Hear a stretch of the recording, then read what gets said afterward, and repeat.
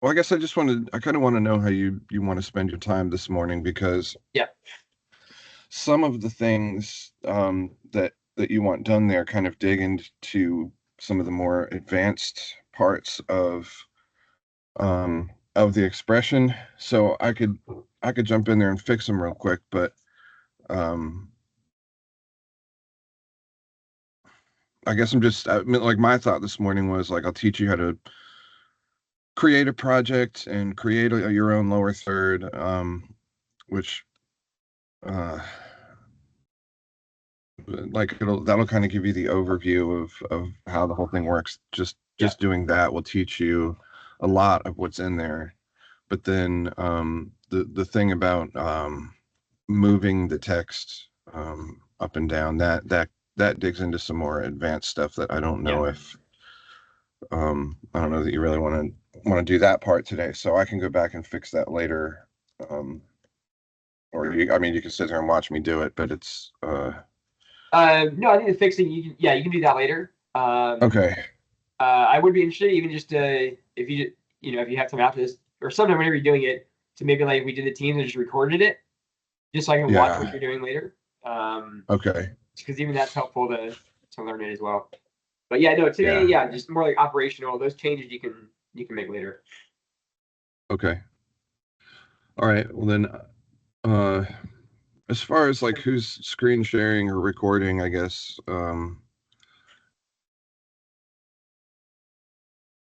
I'm using Not TeamViewer on my sure. computer as well too, so we're both logged in. So I'll just share my screen and we can record that one. Okay. Okay. Because I wanted to have you do um all the work Great, as much as possible. I like it. So, and because CBN didn't give me a mic or camera for my computer, I'm using my personal computer for Teams, and I'm going to remote in Oh, on a different computer. okay. So I won't be able to share it in Teams. Let's see. Well, that's all changing soon. They're getting a whole new phone system. Have you heard about that? Yeah, the Teams-based phone thing. Teams phones, yeah. That'll be interesting. So then you can be on Oh your computer man. and then use your headset from your phone or get a headset from your computer. Yeah. Okay. Password CBN News.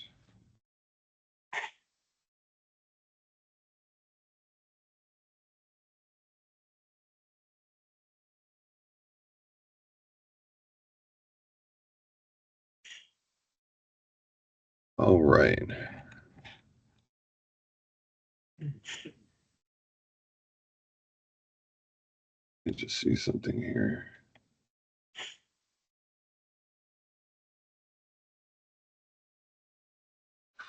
So you're just looking at this, if we come to your edit and your hardware setup, Yeah. this is where you would change how it's outputting. Okay. Um, and it doesn't matter. I think I'm trying to remember the the expression itself is going to take the project that you've created in 1080i and output it as whatever your output card is set to here. Okay. So you don't have to worry about converting it.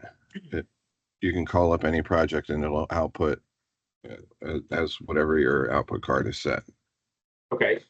So I did I I did created this notice when I new, went to the project menu, yeah, um, you can set the project I or P there yeah, from here. And I noticed the right. difference, but if it was in I, the graphic looked interlaced on my switcher, but when I went to P, it looked much more clean. But Did it? I never Okay. checked the hardware stuff to see if that changed to I. But Yeah, so that's kind of going to be an issue for you guys then because okay, if you want to use ENPS, you're using in order to keep everything like up to date and whatnot, we have yeah, I can't have multiple news projects because then, oh, I forgot to update this one. I forgot to update the progressive one versus the interlaced. No, that makes sense. So, and what happens with ENPS is, you create your graphics in ENPS, you go to open your rundown here, and it looks at which project you created from in ENPS, and then goes to the project server, puts that project on your XPression here, and then opens it up. So it's always going to be pulling an interlaced version of this project. Okay. So every time you load it, you're going to have to do this. Every time you load a rundown, you're going to have to do this. Okay. The only other option is to not create the graphics in ENPS and create them locally right here on the XPression rather than through the plugin. Got it. Which is not hard to do either way. So that's like a workflow. That's a workflow thing that you guys can think about and decide if you want to do it or not. Okay. So let's go ahead and we'll minimize this news project here. All right. And then I'll let you start driving from here. So I'll just kind of walk you through the process of creating a new project. We'll add a couple materials. We'll make a lower third, add some text to it. And then we can address stuff on your list. So you'll go up to File, the top there, and we'll do New. Yes, no. So once you're in the new, where do I see the mouse? Show where my cursor. There it is. Okay. This is where you can choose what you're going to create your new project as, and those are all of your different resolutions. You can, if you have your own kind of custom resolution, maybe for a monitor wall or something like that, you can Got it. Okay. you can create that.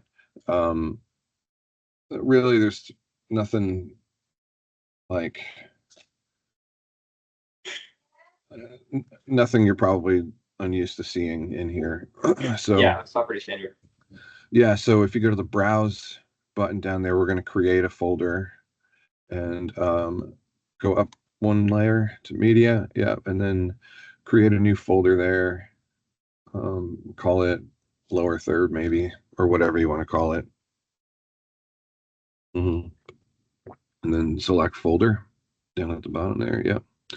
And then we're going to name it in that name area. You can call it again, lower third testing, whatever you want to call it. And then hit OK. That project, yes. Use that folder anyway. Now we have a brand new blank project. And we are currently in the sequence view where you operate it from, right? Yep. So we want to go to our layout view up there. Yep. Okay. And I don't know how much have you been messing with this and trying to create your own stuff yet? No? Yes, I've been watching some of the tutorials on XPression U tutorials.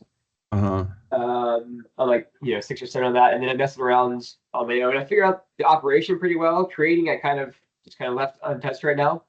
Okay. But, yeah, but I was going through your news project and looking at all of that, as well as even all the visual logic stuff, and just all the connections that are in there. That's you did a lot of work. You should see the election stuff. It's retarded. Oh. Wow. Yeah, it is a lot of work. All right, so let's we can enlarge your viewport if you just click at the top of it here. If you just double click right there, it'll fill your screen with it. This is where we do all of our this is the canvas for where we're creating. At the bottom left there is the object manager, this bit over here. Yeah. This is where anything you add to your scene is going to show up in a list there. Okay. This very top layer where you see this like checkerboard thing, this is where you'll, when you're on that layer, that allows you to decide kind of the default, this is the default settings for this particular scene. Um, so the things that affects over here on the right, we won't worry about transition logic or roll crawl right now. Rendering is the first thing we'll look at. The depth sorting right here, I usually change this to manual because we're not messing with anything in 3D. But when you're working in 3D space, you're going to want it to be automatic, and then it's going to decide what's in front and what's in back based on its position in 3D space and transparency and all that. But for us, we're just kind of going to work with it like basic Photoshop layers. Yeah. So manual puts everything on the same plane. Right. Okay. Yes. And then you just decide manually by how it's arranged over on the left. The positioning of everything over there on the left determines what's in front and what's in back. So we'll go ahead and switch that to manual. You can go ahead and do that. Yeah. The other stuff, the default scene camera, stereoscopic, that stuff is all again for 3D work. Yeah. So for this part, the only thing we're concerned about is the rendering. So let's go to the next tab over where it says take item. This is the one where you're probably going to spend most of your time. This is where you can decide when you drag that scene, the scene when we're done creating it, when you drag it into your sequence, which frame buffer do you want it to default to? You can still change it once it's in the sequence, but by default, everything for you is going to be frame buffer 1 because it's the only one you have. But you can also change right there which layer it goes out on. Yep. Okay. So say you create a lower third and you always, you want your lower third to be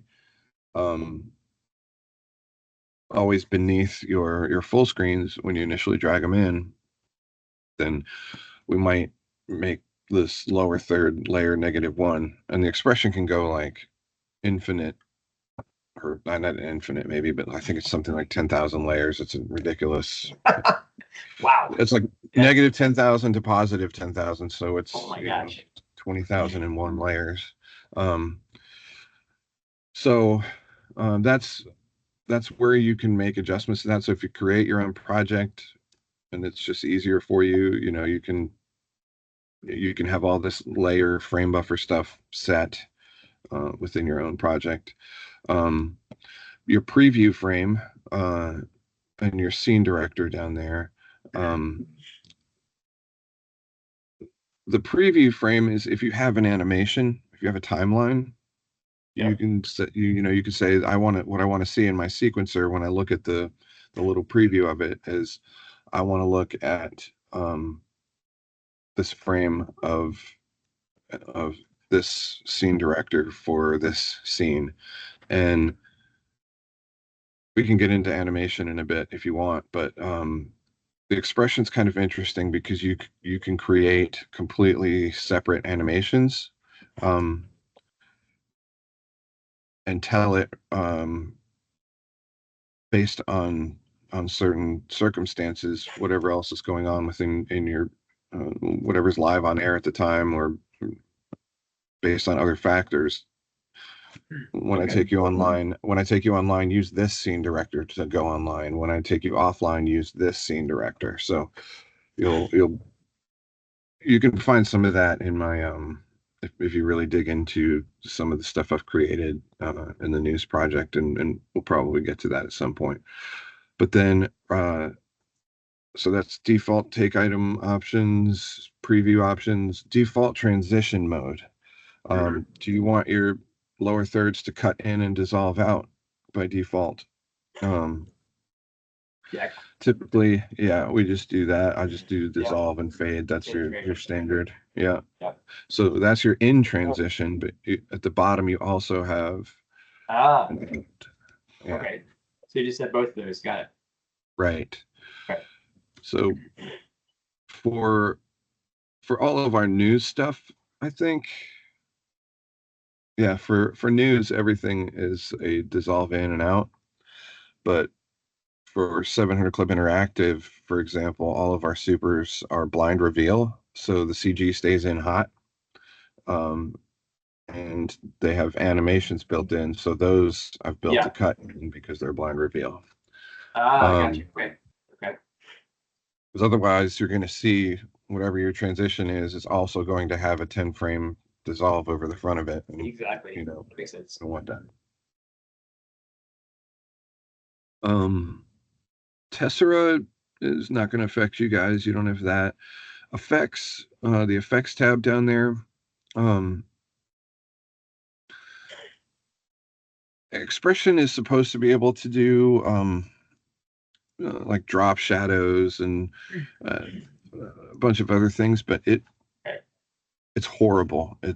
Their effects are horrible, and not only that, but they peg your processor, like just to put a drop shadow on something. So I have never here at CBN or on a truck out in the sports world or anything anywhere ever used or seen effects put on anything. If you want to drop shadow on it on something, you're far better off going and creating one in Photoshop and adding it as another layer to whatever you need a drop shadow for than using the effects. So stay away from those.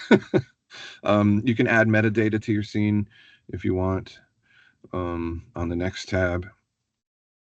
Or if there's metadata assigned with objects, I think you see it here. Layer order.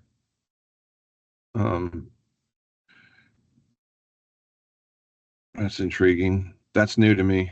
I haven't seen that. And data link keys. Also not something I've ever really messed with. So, I noticed some of like the crawl graphics had like a data link thing in it. Is that using the data link, or is that some other? That is, yeah, that's using data link. That's okay. We currently don't have a data link license, so we can skip that for right now. You did not get it? No, it wasn't in the budget for right now, so we'll have to add it later. Okay. Yeah, because that's data link is a whole other rabbit hole. Yeah. No, we budgeted for a software to bridge our video server and our switcher, so it would automate the media. Basically, actually automate the entire show. But once we got it and tested it, we were not happy with it, and even VJ was like, "This is not looking great." And the lead guy was like the architect, the technician, the sales guy. So we were with that, and I was like, "Rob, can I just get with the same money we have for that? Can I get an XPression?" So we had to have a slightly scaled back XPression, but at least we got one. So yeah, dude, XPression is it's for what it does. It's amazing. It's to me, it's the simplest, easiest to use graphic system out there. Okay. I do have one question though. Why does it still look like it's from the 2000s? Ross spends their money on R&D. You know, like they're constantly adding new useful features, but they have not hired any kind of like you see all I can do, and then I open it, I'm like, oh, okay, back in the 80s again. Yeah, very much, very, very much. I like this. Literally looks like almost identical to what it looked like when Ross acquired it like 20 years ago or whatever. Oh man, I would imagine so. Yeah, it's still like Windows XP. I was telling people Windows 98, but yeah, close enough. yeah, 98. Yeah, you're exactly right. That gray, gosh, man, I haven't even thought about 98 in forever. Okay. So the first thing we'll do is we'll add some materials to your project. So all the way over to the right of your screen, there's a material manager tab. To the right of that even. There you go. Okay. And hit that little pin out button so that it stays out here because we're going to work in this for just a minute. Um, the way So the way can, can we just do a project one and like recreate our JD super? So we can just walk through yes, that whole process? Okay. yes, we can do Okay. that. Um, so okay, the first let's back up from here just a second. Let's open your file browser, down at the bottom where it's a startup or whatever. Yeah. Oh, like for Yeah, Windows?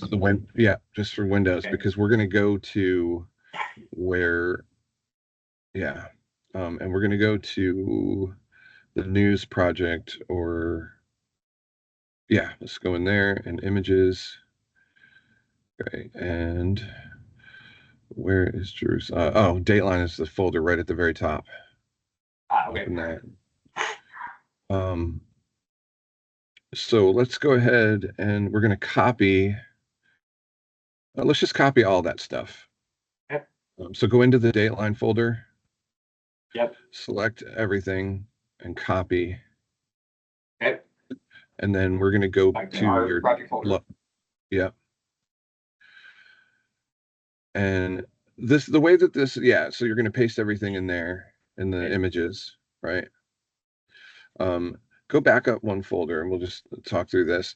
Every XPression project that you create, it creates a folder with these subfolders in it. And so you can store all of your audio. The XPression ultimately doesn't care which folder everything's in. They just create these so that we can kind of keep our brains straight on things. Um, So I always put all of my still images in the images folder. If I have video, I'll put that in the video folder, which we should probably snatch a video from somewhere. What's on the root of your D? Here's video. Yeah, just grab the first video or yeah. Plasma. Okay. We're going to copy that and then paste that into your video folder. So now we'll have some stuff to work with in your project. All right, and then we can close this. One mistake people make with the XPression is when you create a project like this and you like your lower third bar is always going to be this Jerusalem Dateline bar. Don't link always take that Jerusalem Dateline lower third or whatever thing is going to be like a permanent part of your project and put it in your project folder, in the images folder, or in your project folder and in the video folder. Don't don't um don't leave the Jerusalem Dateline lower third on the X drive somewhere because then your base project isn't going to work if you have an issue with a networked drive or something like that. So always put your stuff local to the project. It also makes it simpler when you're zipping it up or saving it somewhere. So now we have these assets in your folder, but they're not in the XPression yet. So we're going to come over. You see that little like red teapot in your material manager? Yes. This okay. And that Yep. and the little pull down menu next to it. Yeah. All right. So you just created a material. Yeah. I see that. Yeah. Yeah. Well, but let's just double click on that material now, and we'll kind of walk through some of the different things in there. So, or sorry, if you right click and edit it, sort of early here. Over on the left where it says cube sphere, you can pull that down and see. Basically, what you've done is you've created just a white material. It's just a white color that can be added to anything. So if you select quad over there, you can see what your white looks like if it's a square. You can put it. You can have the preview for it be on a teapot, so you can see some of the shading and things. Okay. Okay. And so that'll give you a better look at it. For this, I usually set most things to quad because again, we're not messing with a lot of 3D objects. Yep. Now, in your adjust color area, you can drag that little circle around or change the color of it. to red or whatever. This is so I like that blue. Let's make a nice blue color because we're going to make our own lower third bar before we make a Jerusalem Dateline one. And you can also name it at the very top. So just go up to the top and name it blue. And then hit OK. And now you've just created the most basic form of a material, which is just a texture basically that you can put on different objects that the XPression gives you. So right next to the teapot is a little pull down menu. Okay. And let's go ahead and select image. And we're going to add all of those images. So we're going to go to your lower third test. Yep. Images. And you can select all of those. Yeah. And then hit OK. And now those are in your project. And now we're going to go up to the that pull down menu again. And we're going to add a video. And we'll go to your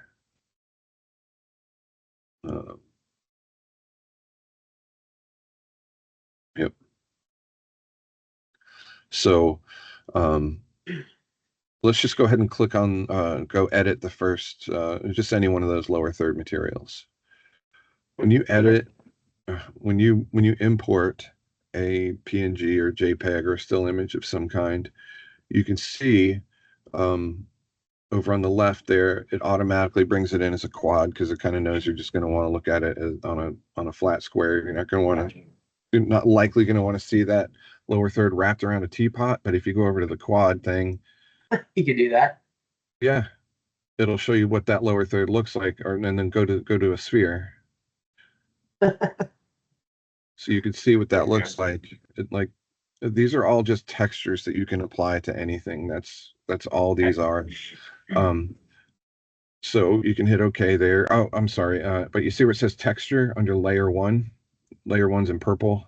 Yes. And right below it says texture. If you click on texture, this shows you your file name and path for your image.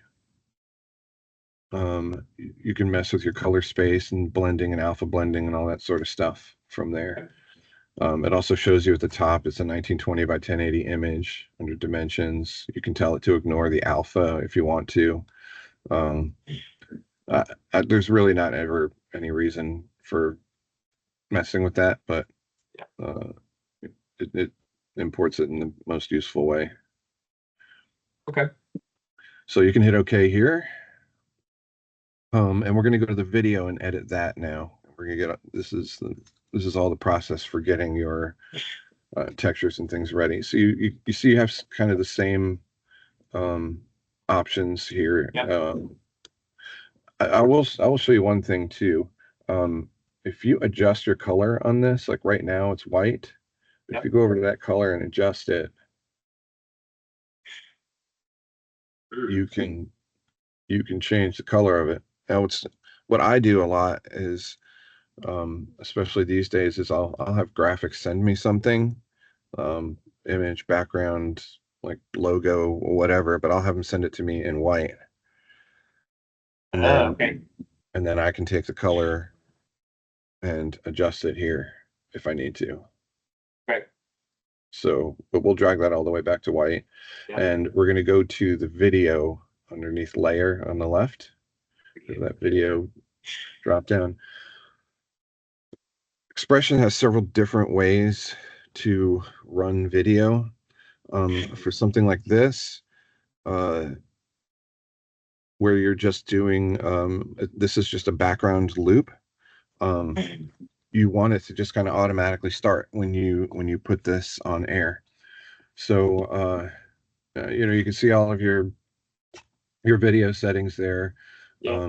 You really don't have to mess with any of it. It's 1920 by 1080. It's 201 frames long. It tells you the whole. It's not interlaced. But we don't have to worry about any of that really ever. But under mode, or under run mode there to the left, you can say, I want this video stopped. I don't want it to play when I take it on air. Oh, okay. Okay.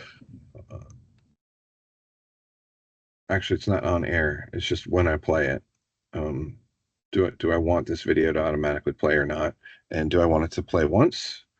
Or my screen just go dark? Then you can choose for it to play once. So like Ephraim Graham for his Studio 5 show, he has these big plasmas sometimes, and it's got some text that animates on.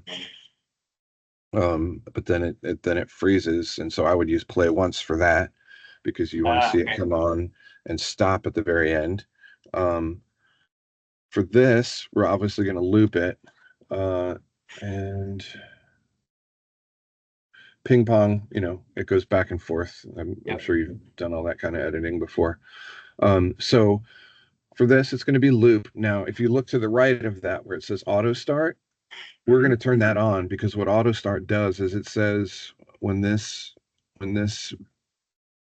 video on whatever scene it's on goes to air, I want this thing to start playing. So now we've just told it that we want it to loop, and we want it to start looping. We want it to start playing as soon as this material hits air. Okay. So it'll be static in the preview, but when it goes to air, it'll roll. Mm-hmm. Okay. Yeah. So the other thing we're going to turn on for this, because this is a looping background that, like, say all of our full screens use it, right? And if we have three full screens back to back, that we just go from one directly to the other, you don't want to see this video jump to the beginning when you change to the next full screen, right? Yep. So we're going to turn on free running. Okay. And what free running does is it says if this material is on air somewhere and we put out something else with that same video in it, just keep the video running from the same point that it's already at on air. Sounds good. Okay. So those are almost every time you're doing some sort of animated looping background, you're going to turn on free running. Yeah. Auto start is, again, for the most part, especially for full screens and stuff, you're always going to turn that on. Yeah. So we can hit OK, and now we have materials added to our project that we can work with. Okay. And the first thing we'll do is we will create a lower third bar. So we're going to go over to the right. You can just double click that and it'll fill your behind material manager. Close enough. Well, so here, do this.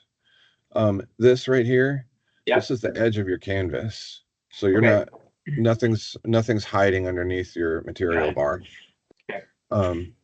So the first thing we're going to do is we're going to go over to the right, and we're going to add like the simplest form of something, which is a quad. So if you click quad once, you're going to see this checkerboard thing added to your scene. If you were to drag this scene over to your sequencer and put it on air, you would see nothing. It would just, the whole screen would be black, because this is what they call primitives. It's just it's like a wireframe, basically, that you can now apply textures to. So we have your quad one selected, and let's go over to the right then and double click on blue.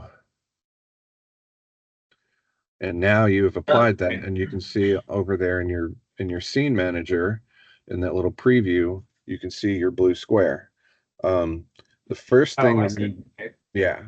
So always name everything you put in a scene.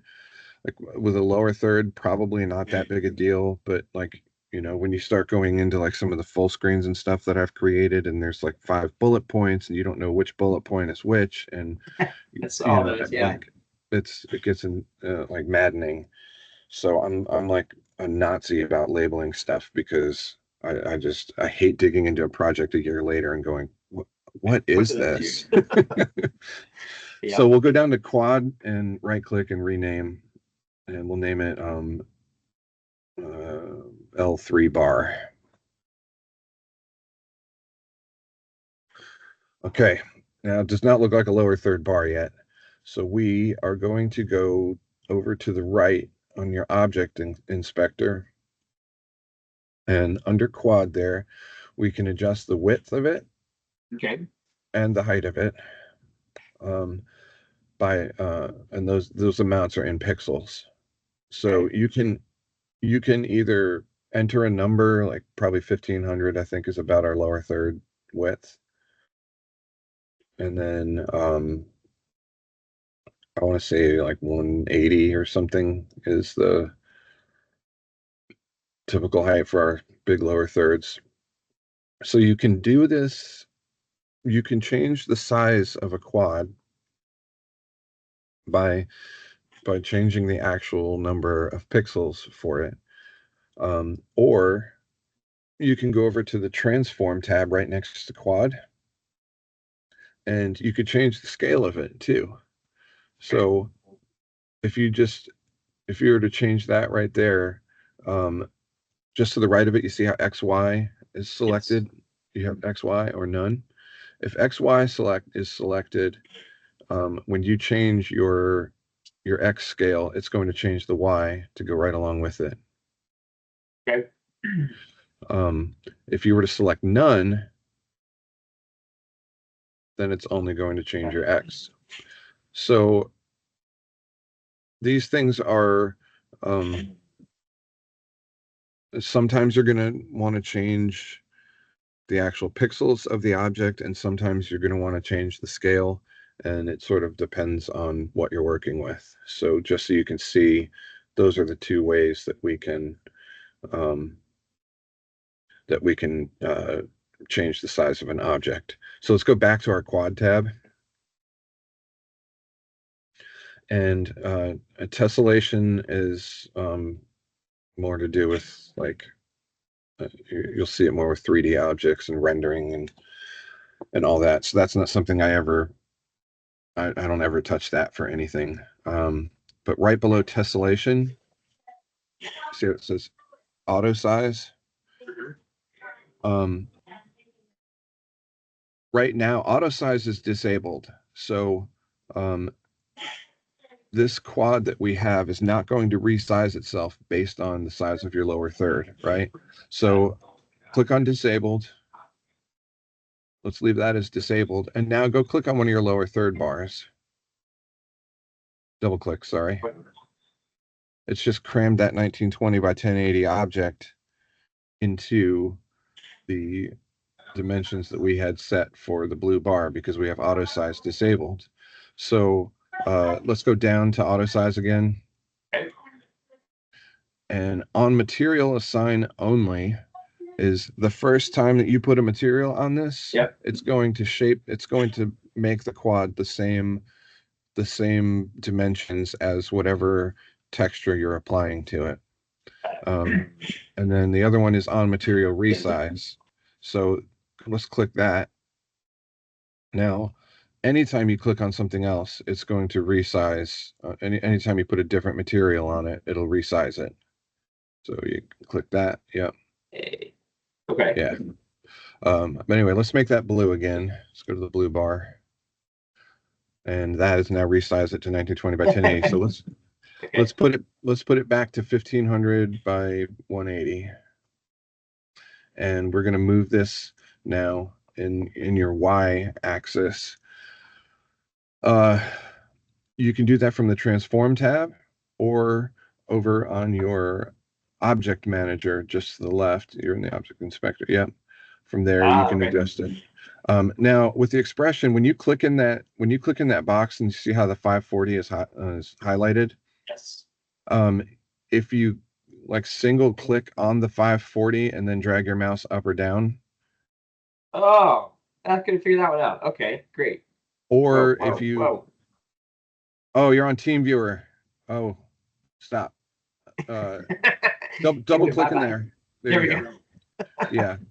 So Team Viewer has this weird quirk that once you start dragging in a direction, yeah, it doesn't matter if you go up or down with the mouse. It just keeps feeding it the same, like, Like you're still going in the same direction. Okay. When you're on the XPression itself, the up and down drag work great. So you can also hover over it and mouse wheel and Oh, get where that's you want to okay. be. I have the Yeah. XPression right here beside me, so Oh, okay. okay, got it. Yeah, so you can mouse wheel or you can drag or you can type in your number. Okay. So we'll just drag it somewhere near the bottom of the screen where you like it. Like we're putting the lower third on there. Uh,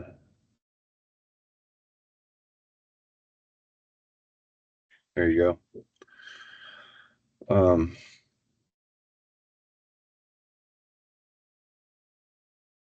Let's create.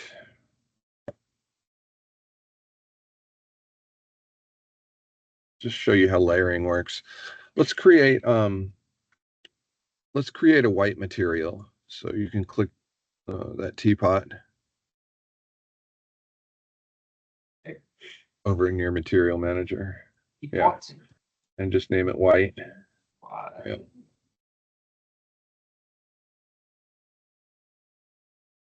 And hit OK.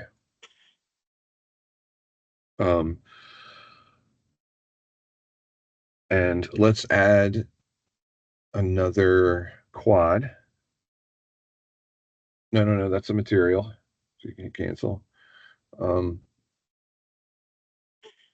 Yeah. So we're Oh, going the to add quad. Oh, I see. another I see. quad to Okay. this. Yeah. Got it. And then the white. And then we're going to add white to it. Yep. Okay. Now we know our pixel dimension. The width for this is oh, and we didn't name our quad yet. So let's do that. Oh.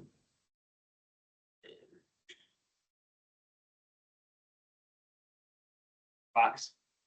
What are you making? Yeah, well, we're gonna make like a little overlay for your lower third, just for a flavor thing. So, and then let's go make that 1500 by wide by 25 tall. Yeah, just give it a nice little look here. And we want to put that at the very bottom of our lower third. Yeah.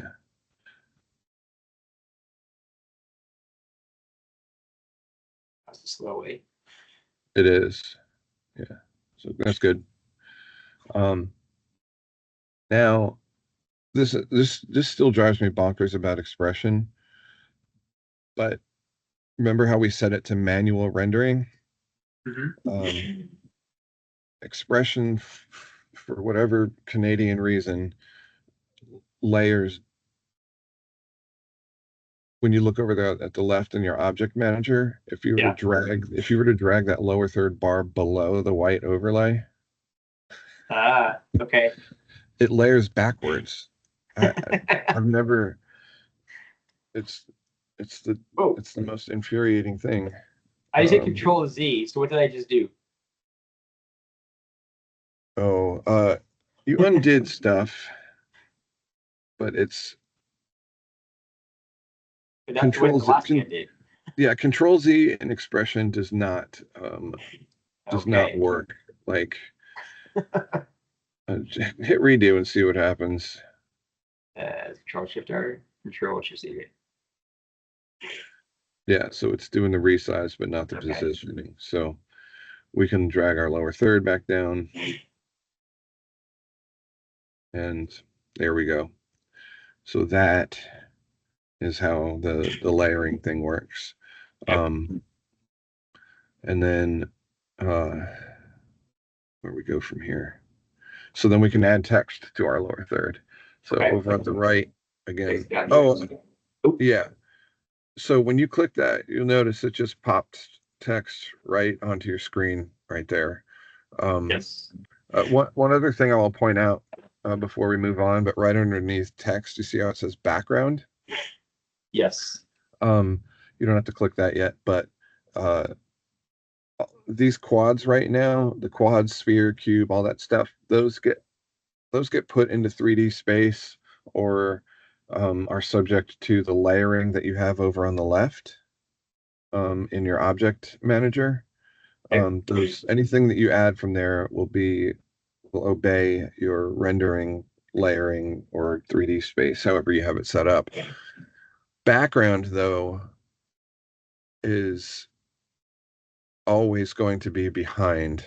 Like, it's always going to be your bottom layer, no matter what. So if you have a full screen, or if you have like some background that you're working, no matter how you're working in 3D space, you don't want anything cutting through that, or you just always want that behind everything else you're putting in there. Then I would put it in as a background rather than a quad. Now you can make a quad your background and just layer everything in front of it carefully, if you want to. So, yeah. But that's the cheater version of making a background that can't be messed with. So you have now added a text box to your scene, which I would go and rename. Like, say we're going to do 2 lines for this, maybe like top text or something like that. Yep. And then over to your right now is our scene fonts. And when you created that text box, you had no fonts in your project, so it created one for you. Gotcha. And it's named Font One. And I would also highly recommend naming your fonts. Okay. Oh, because it doesn't take the name of the font like Arial, it just gives it its own name. Yes. Okay. So I would rename your Font One over there, over to the right. Oh, we do have the right button. Yeah. So to add a new one, I would type it here and then hit add. No. Actually, what you just did is go ahead and delete that for now. Okay. What you're doing right now is, you see how Font One is highlighted in blue? Yes. You are changing, when you went over there to the Proxima Nova, you changed the font that is under the user that I selected. the user. Yeah. So I would right click on Font One there and rename it Top Line. And for the style there, let's try doing something like bold or semi-bold. Yeah, that looks good. And then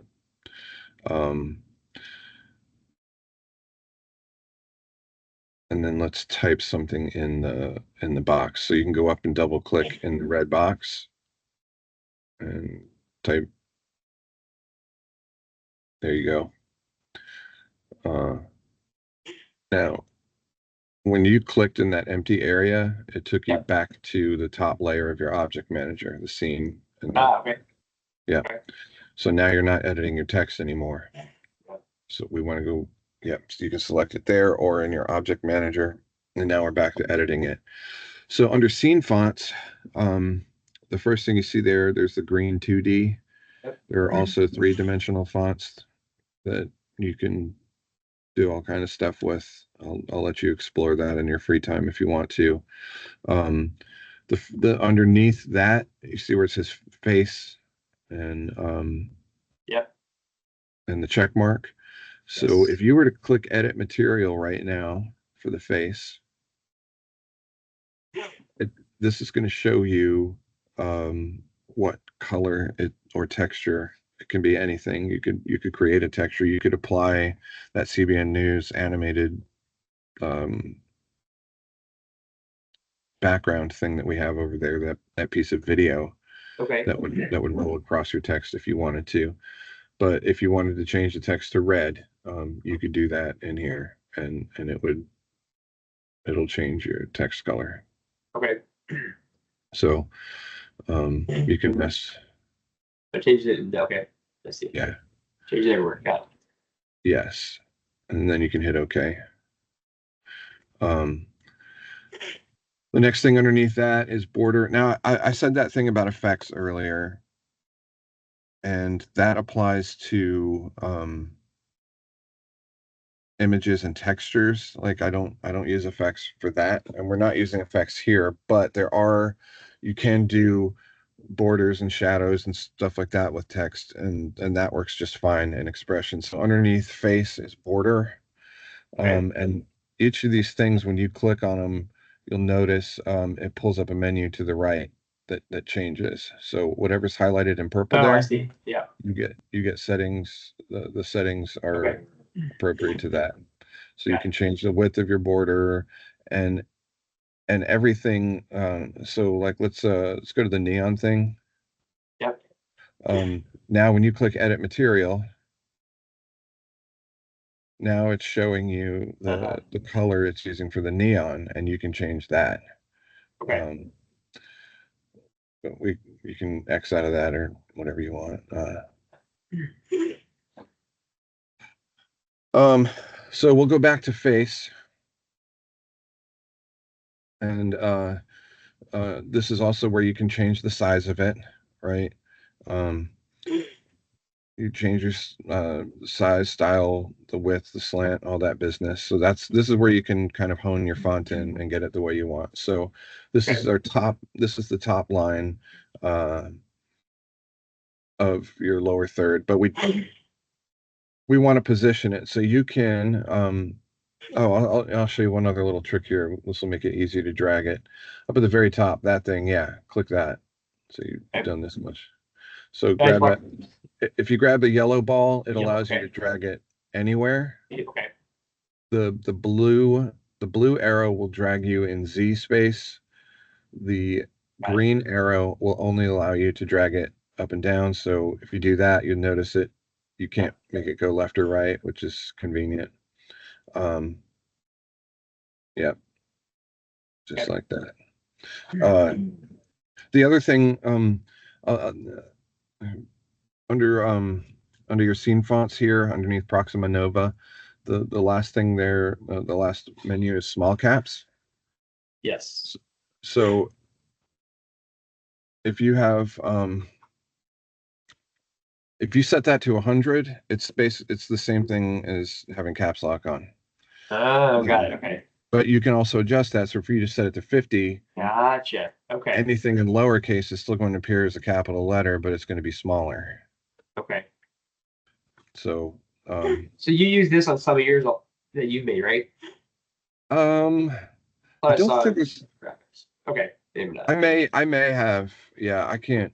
I created that news project so long ago. Okay. I do not recall. All right, so we're going to go down to your object manager again, select your text box. And we definitely want that top line bigger, right? So let's set that top line to something more appropriate. Yeah. Or just scroll. You can do the same thing and keep like holding the box and scroll up or scroll wheel until it looks like what you want it to look like. But let's make the top line big and the bottom line smaller. So let's set that like 90. It's not changing. What happened?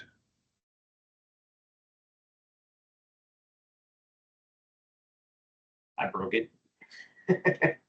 What'd you do? There it goes. That was working. Okay.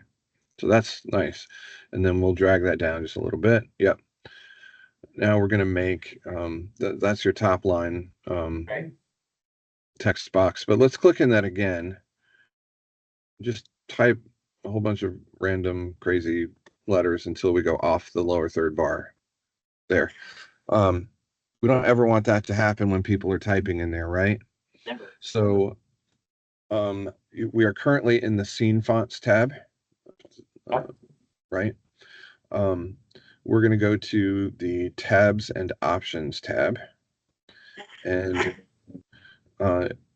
this is where we can tell it we want it to auto squeeze. So if you click auto squeeze right now, that's squeezing it to 400 pixels. Yep. So unclick auto squeeze. Okay. Now hit set to current.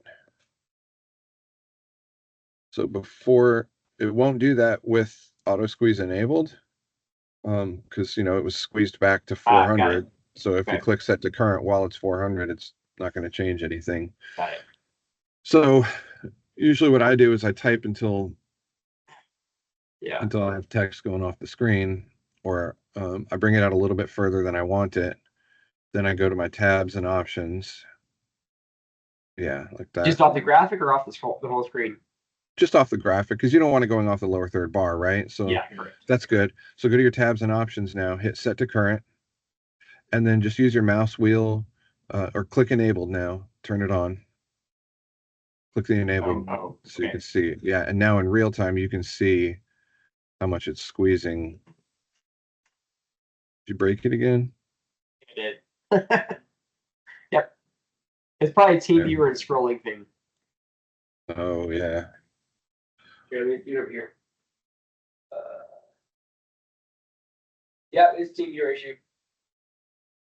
Figures. Okay. Yeah.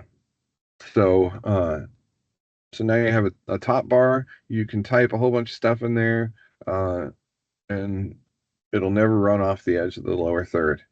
To the right of it, to the right of this is word wrap. So you can set it to, Yeah. if you're doing like a full screen with a bunch of text, you don't want it to auto squeeze a line. Okay. So you're going to want to turn auto squeeze off as well, because now the XPression doesn't really know. Yeah. If you want a word wrap, you want to turn auto Oh, squeeze off. use one. Okay, got it. Got it. Yeah. Okay. Yep. Okay. But for your lower third, we're going to want to do this. Auto scaling is when it sorry, under auto squeeze, the scaling, you can tell it to scale the width only or the height and the width. So the text will get smaller as you type in there. Okay. Got it. Yeah, and that can tend to look better. Again, it just depends on what your graphic is and what you need. Yeah. The next thing, auto scale is not something I think I've ever messed with, so I can't really tell you what that does. Okay. Character limits. Character limits is great. You can say this is going to show up for the operator on the sequence side, where as they're typing in, if you set a soft limit of say 20 characters, when the operator has this graphic in their sequence and they hit that soft limit of 20 characters where they're normally typing in and the text will be black, it's going to turn in their little Yeah. Yeah, I know. In the sequence where you can, yeah, Yep. yeah. So you'll see that turn red, like that text will turn red, just to tell the operator, hey, you're hitting this soft limit. Like you really shouldn't go. The designers kind of just, you can type more in here, but it's not going to look good. It's just kind of what that warning is. And a hard limit is. Oh, I see. Okay, hard limit actually cuts it off. It's not going to let you type a single other thing in there beyond what you set it at. Okay.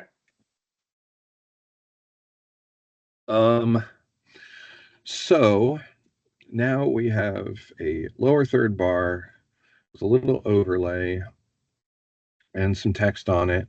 And now we want to add a second line of text, a bottom line. Okay.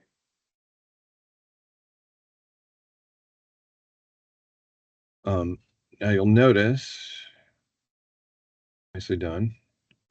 You will notice that if we go to your scene fonts,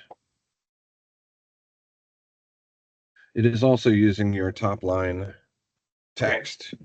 But we don't want to do that because we want our bottom line text to be a regular Proxima Nova font with lowercase letters also. Okay. So we're going to come over to your fonts and hit new. And here we are back at the beginning of this again.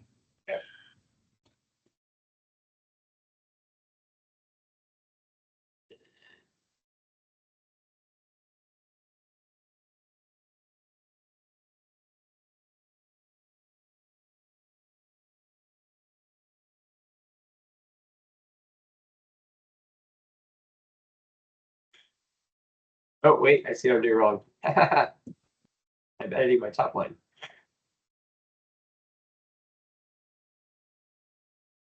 So to bring this bottom one up, do I just double click it or drag it? Nope. This is How do I a use this that? is this is one of my great frustrations with XPression. Is it's kind of dumb about this. You've already typed into that box with the other font, so you have Oh, to, in order to apply your new font to that box, you can only do it while it's empty. okay. So just So you could just copy in that. that. Now that's empty. Click on that. Now we're working on your bottom line text in that box. Now, if you type something in there, Okay, there you go. got it. Then we can drag that down there. And you can set your um,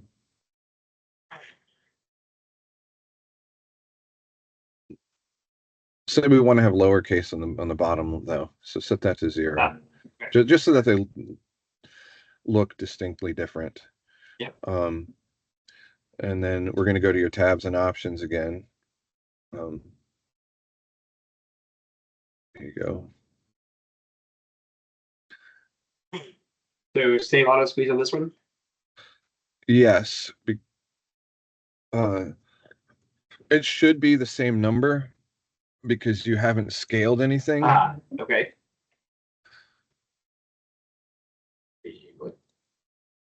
Yep. Okay.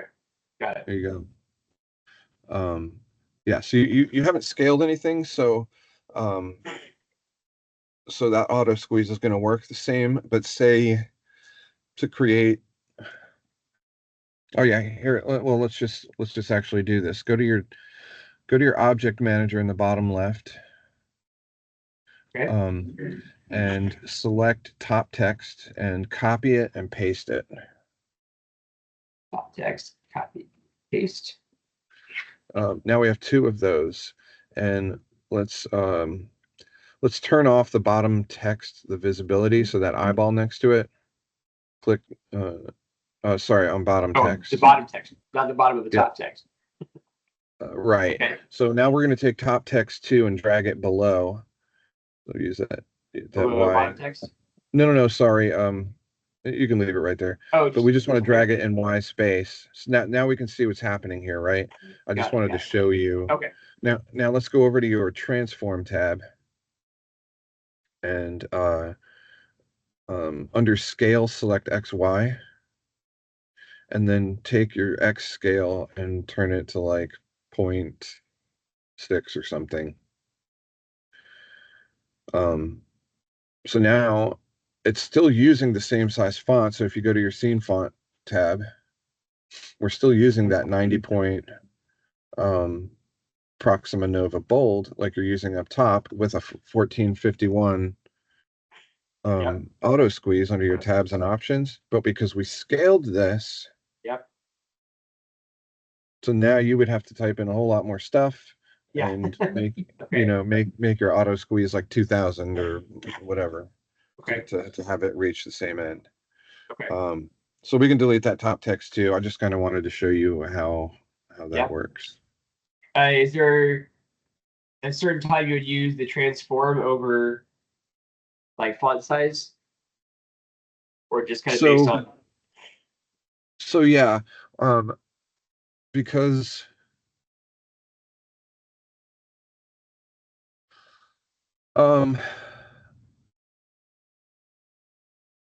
it can get really confusing. How do I say this? I guess like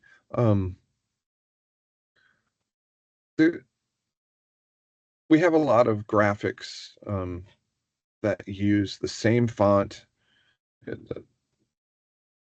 I might have full screens and lower thirds and all this other stuff that's all using Proxima Nova Bold, right? I could create a separate even 2000's not enough. Oh, you don't have enough text to show it. How hard it's squeezing it. Yeah.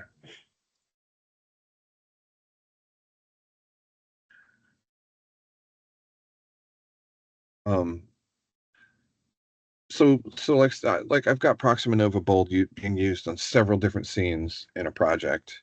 I might just create a large one and scale it down in each scene that it's used in, so that I don't have, when I go over to my font bar or my font manager, I don't have 37 different Proxima Nova Bolds in slightly different sizes. So I may use scaling Ah, sometimes. okay. Just Because this holds its just size and everything. You're saying. Yeah. If I Got it. adjust if Okay. I adjust the size of it, like it might be a little smaller on the lower third. It's still Proxima Nova Bold. It might be bigger on the full screen and smaller on the lower third, Yeah. but I could still use that same font and adjust the size of it on the lower third without actually adjusting the font itself. Okay. Um, the problem the problem with that is you kind of have to know your project and how you're using stuff, because if you do make a change to that Proxima Nova Bold font, every single scene that uses that font as its base is going to get those changes. Got it. Including any ones you scaled and all everything will change. Everything. Yeah. So to So save for whatever ridiculous like it's a white Proxima Nova Bold font. Um, but for whatever reason on your full screens you want to change it to on your lower thirds, you want it to be black. Well, if you go to your lower third scene and you go to that Proxima Nova Bold font and you yeah. change it to black, it's going to change it in all of your other scenes that use it as well. So it's not going to be white in those scenes anymore Gotcha. when you go to those. Okay. So that's where on XPression, you're kind of going, you can get into this like management thing of which assets are okay to reuse, and it's more efficient even to have everything using the same font or the same background or the same whatever, and where does it make sense for, like, this one needs to have its own font because it needs to do something different, or it might need to do something different, and I don't want to affect everything else. So that's all that's all stuff you kind of get into, and it's just literally like case by case basis. You kind of got to Okay. figure out. Okay. So we have created, let's delete top text too. So unless I'm, thinking big picture and know I have this one specific one I want to use and just adjust the scale, it's probably better to create a new font for each graphic. Yeah, uh, yeah, for the most part. And I think you can probably go into my news project and see what I've done there. But like for the full screens, I've given them all. I think the full screens all share the same font, um, but are slightly. I think I scaled the sizes for those. I can't remember. Okay. It was a while ago, but I think I did something like that. Um, uh, and then the lower thirds, like the top line, the bottom line, they each have their own font.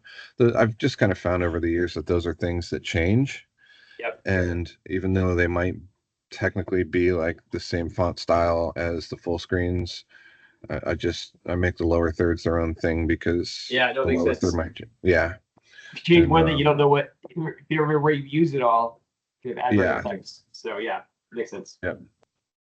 Yeah, and the expression will give you a warning too. Like if you were to make a change to it, like here, let's do this. Go over to your scene under Scene Manager, right click on Scene 1 and duplicate it.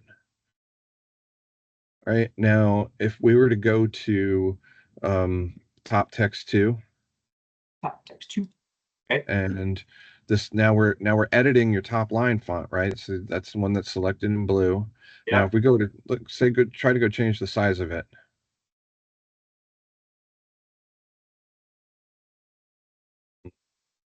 That's weird. The first one stayed 90. Looks like it did. Go back to the first one. Ah, There it yeah, is. okay. That's what you're looking for. Yeah, so we just upgraded to version 11.5 from 10. Yeah.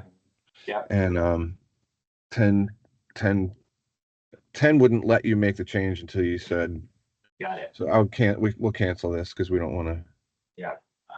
So cloning it would make a new one based on this one, keep your other one the same. Yes. Okay. That's a thoughtful little bit of something that they added. Yeah. But Be able to at recreate least, yeah, at least like it'll let you make your changes now and create new fonts for it. But then again, like that's where you get into messing. Oh, interesting. They put these under different. So your spacing, that's where you can. Yeah. Is there a limit to how many fonts you can have, or just when it just keeps scrolling? Oh, it'll. Okay. Yeah, I've got projects with like, I think 100 or more. Oh wow. Okay. The election stuff, I think, is where it gets kind of wild. Okay. So we'll delete the top text too in your object manager over there, and we can delete your scene too. And then we'll create on your object manager, select top text, and over to your right, there's a tab that says template links. This is an important one. To the right. Template links. Okay. Yeah, this is important. Text automatically publishes. And what publishing is it makes it editable for your operator in the sequence view. So you can add text. I don't know, say you had text you didn't want to change. You wanted to always say the same thing. Like, let's do this. In your bottom text, double click that on your object manager, double click that, and then now you're in there, and put Jerusalem Dateline in there instead of this is my title. And we always want that to be there, right? Okay. So we will come to our object manager, and over where it says template links, and then over to the left now, there's that checkbox near publish object. Don't click that one. Go up. Where it says publish object right above that. Hold on, right here. Oh, got it. Okay. Turn that on. So, because if you look over here on the right, you see this? Yes. This is the order they're gonna appear in the sequence for you to type in. Got it. If you do this, you'll notice your bottom text thing is still over there. So your operator is still going to see a bottom text tab. They just won't be able to edit it. Okay. But we don't even want them to be able to see it. So we're going to turn it off. Gotcha. Now, the only thing that they can see even that they can edit is that top line of text. Okay. So we've just created ourselves a cool lower third. And there are different schools of thinking on this. But typically what I do is once I've created my template and I know everything works, like in that top text area, or I'm going to have somebody typing in, I will take all the text out of there now and leave that blank for them to drag in, because I've just seen too many news shows where it's like generic graphic pops up. Yeah. This is my name. Yes, exactly. Got it. Okay. So let's go to your top text and erase the text out of there. Top text. Whoa, that was the wrong one. Oh, you selected everything. It did. There we go. Yeah. The other thing I will tell you is save.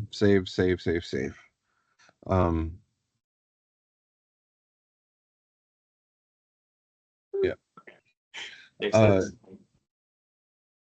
There's nothing worse than working on something for like an hour and have it crash, and then you go, "Oh my God, I didn't save it." Oh yeah, that's my life. Yeah. I can't tell you how many tears I've shed. Okay. So let's go now. We've created your Jerusalem dateline lower third. Let's go to your sequence view. And now you've created this super cool lower third, and we can just drag it in to your sequence. And then you can type your text in the top line.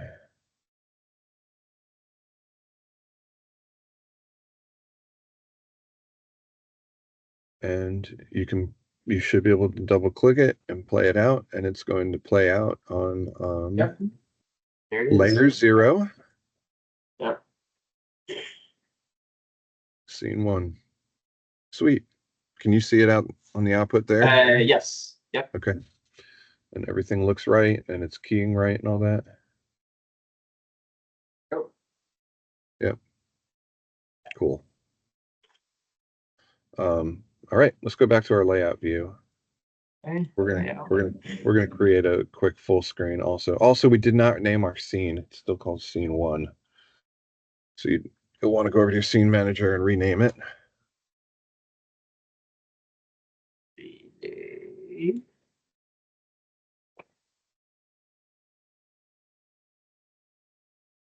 Oh, so that scene 1 was what that was right there. Yep. Okay. And then you'll notice in your object manager that top layer also changed from scene 1 to JDL3. Oh, got it. Okay. Oh, I see. Okay. Yep. Okay. And I don't know if you're watching or not, but your scene should have dissolved on and dissolved off when you played it out. I didn't watch, but yes. Yeah. Cool. All right. So we're just gonna create like a quick and easy full screen, and then we're gonna layer that however you want, and mess with that a little bit. Okay. Go ahead. So with the L3 bar here, if we would change that to like an actual super for the PSD file, do I just double click on this? I know. Yeah, you would bring that you would bring that PNG, you would copy it into your folder. Yep. You would then add it as a material. And well, what's happening here is you're not seeing your lower third. Yeah. Right. Move it down. That should be 540 if you want to see it. Okay. Okay.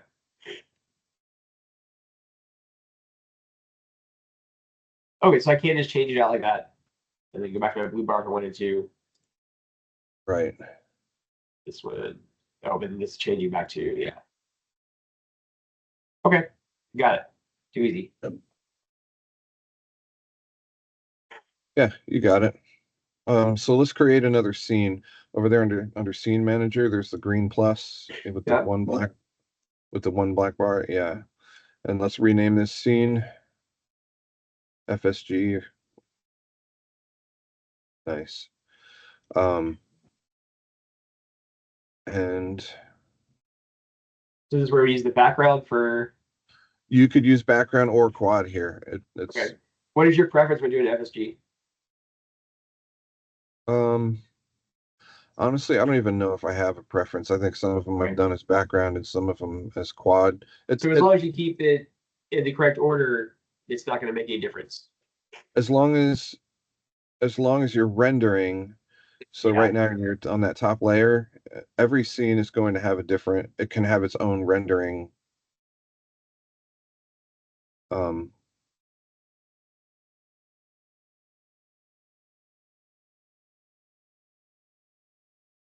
So if you click on that top layer, the JDFSG. Oh, yes. And you come over to rendering. The default mode for rendering is automatic.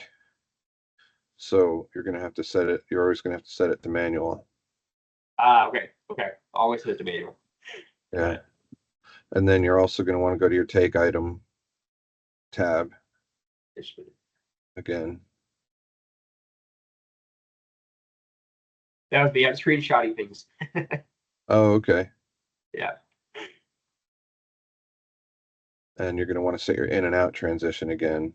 So you're going to want these to dissolve as well. Okay. Yep. And let's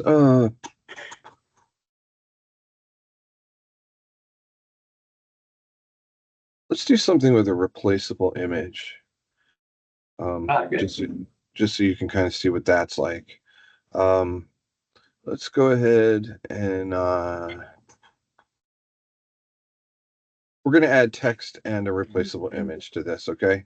So, so let's go ahead and add a text box to it, and just whichever font you want to use, or you can create a new one. It doesn't matter. Is there a difference between click on the one on the bottom here or the top? The top is just showing which one is in that text box. Got it. Okay. So, no, there's no difference. It's just showing you what's in there already. And let's drag this so that the text will appear across the bottom of the screen. We won't get super fancy with the tabs and options and all that stuff. We'll just bring it down there and make it so we can put something in there.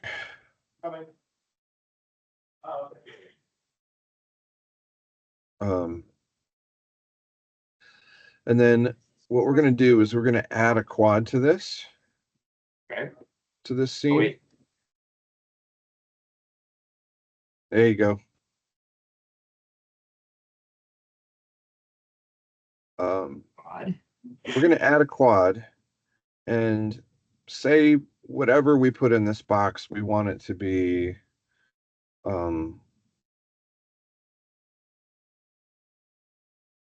650 by 650 pixels. I don't even know what that's going to look like. Maybe we want to do 1,000. That lock aspect is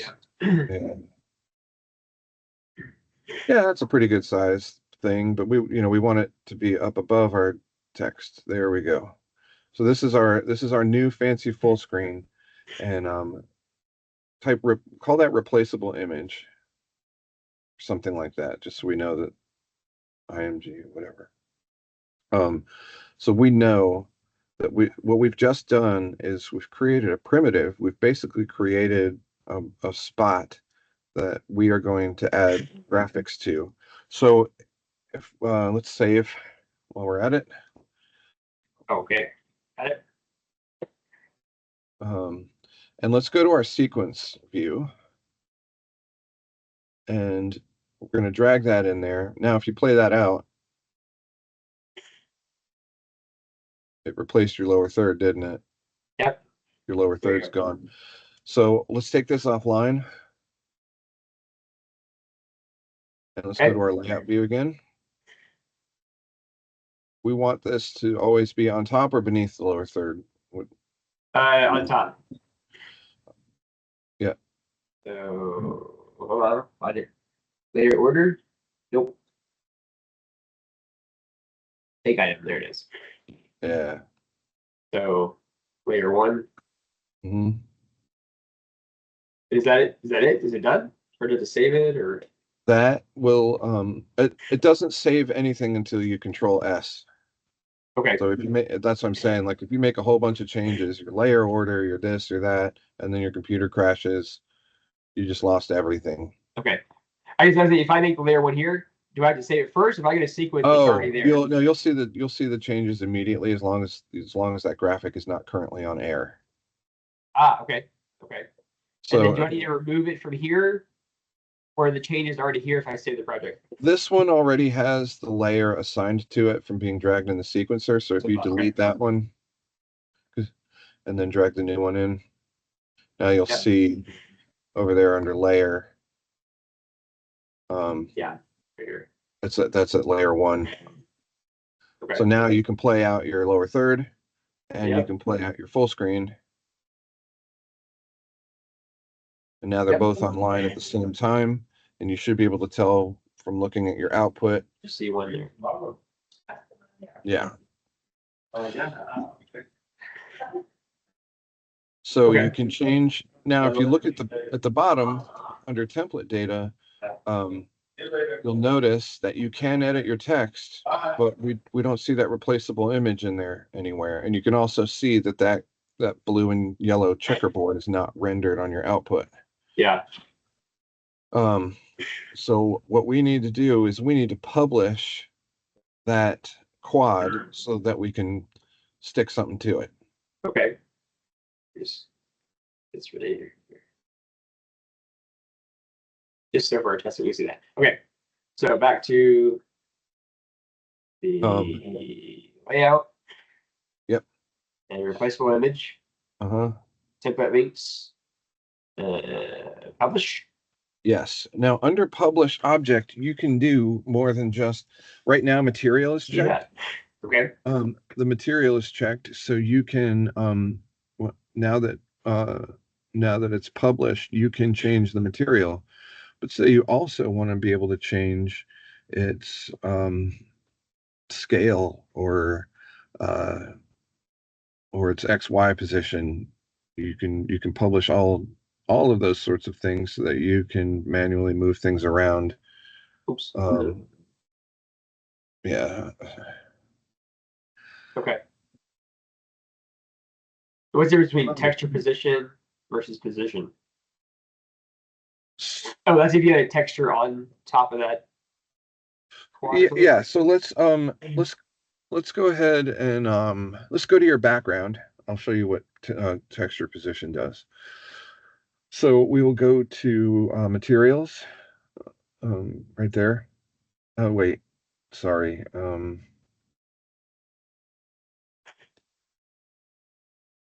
Transform. Is that under transform? It used to be under materials. Let me drive for a second. Yeah, good work.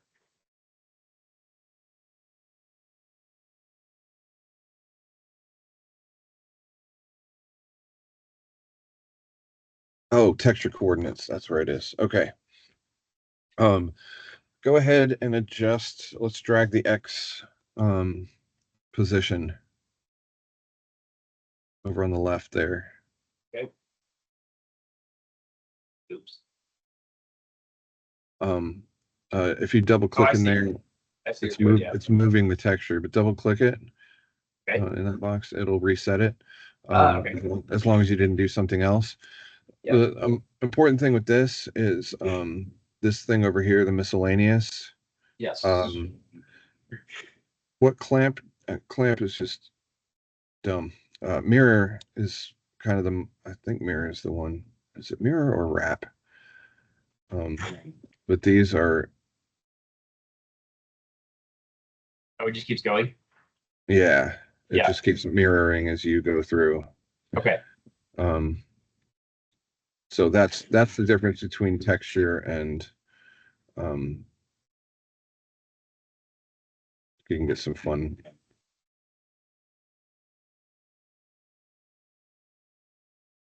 It's like a whole different look to the full screen. Yeah. Yep. Okay. Okay. So we will go back though to your replaceable image and template links. So your position is actually going to move that's going to adjust your XY of the whole quad. Rotation, you can rotate. Got it. And the texture is just what's inside the quad. Yeah. Well, what's inside the quad is affected by texture position and texture scale. Yeah. Okay. The rest of it affects the quad itself. Position, rotation, scale, pivot, and visibility all affect the quad. Yeah. So we've published it. We can do stuff to it. And let's go back to our quad tab on the object inspector there. And we just want to make sure the auto size is disabled, because whatever we put in here, okay. It'll scale it up or down to that size. Got it. So this is an instance where like we use this for the replaceable image in the full screens or the OTSs or something like that. Yep. So this is an instance where I would not um, drag a material into the project for this. This is where Okay. I would leave it on the X drive or something like that. And then because it's only going to be a daily image that we access for the moment. So Oh, I we've see what done you're saying. that. Okay. Yeah, Okay. so we'll save this. Usually, like if you go look at my news projects, what Yeah. you'll see, what you'll see in that quad area that we have is usually like a generic CBN News logo. Okay. Yeah, I've seen And that. yeah, That and makes sense. I do that because sometimes the producer forgets to put an image in there, um, It needs or something. or they didn't get the graphic down from video graphics in time to air. So at least there's something in there that isn't, it's not Yeah. just a big blank spot. For us, it's going to be a blank spot, but you can put something else in there later if you want. Um, so now we will save this and go back to our sequence view. Okay. And now you'll see that you can change your text in your full screen and you can add a replaceable image. So let's browse to the extra. I'll tell you this too. The replaceable image, the XPression doesn't care what you put in there. It can be um, it can be a video or a still image. It doesn't matter what it was when you created it Okay. um, in your template. Okay. Uh, if you do want to ever put looping videos in there, like say you had OTSs that you wanted to have, um, like 10-second looping videos that you guys create for your OTSs, Yeah. I would create a generic video material, put it in there because when you add, like right now there's no video, there's no material assigned to that quad. So if we Yep. do put a video in there, it's just going to play it once and stop. A matter of fact, Oh, it probably won't even play it. so you're um saying create another quad, then make it a video? no. Well, you would want to create a material, not a quad. Oh, you would material. Okay. you would want to create a video material, something generic, Yep. a CBN News generic 10-second looping video or something like that, and put that in the quad and make it replaceable. Um, but hey,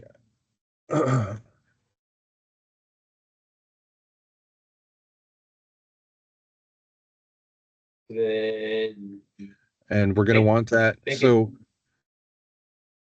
you're going to want to set this to auto start. Remember? Oh, from here. Okay. Got it. Yes. Yeah. So you're going to go edit video. Yeah. Start. You're running. Yeah. And then you would just double click that to apply it to your replaceable image there. Okay. If we wanted to have the option for both a image and a video, do I need two replaceable images? No. No. Okay. Right. Okay. So now we have, you can put video in this box now, and it will auto start and it will loop and it will free run whatever video you put in there. Okay. So um, you'll also notice if you look at your screen, it's still not showing you that box Yep.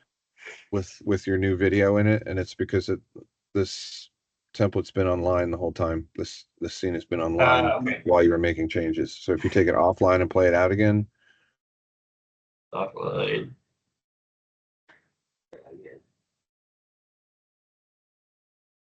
now Okay. you see your changes, right? Okay. So Yep. let's go to your replaceable image, and we want to change the material face. So select that, and um, you can browse either for still images or video files. Like I said, even though you have a video as the material, the Yep. XPression doesn't care. Okay. Let's browse to the X drive. There's a ton of images on there. Um, and let's go to Moss Images, I think. What's it called? Yeah, 2024. Let's just go to, I don't know what that old stuff is. There you Moss Images 2024. go. Okay. And let's go to FSGI and select any of those. Okay. So now this path here this is where the images have to be for a producer to use them? Yeah. Okay. And who puts them there? The graphics team or the producer? Video graphics puts them there. Video graphics. Okay. Yeah, so you can select any of those. Just double click it. These are all still images, but again, yep. The XPression doesn't care. Okay. So let's drag another full screen into your rundown and put different text and different images on it. Okay. Wait. Put that paid text.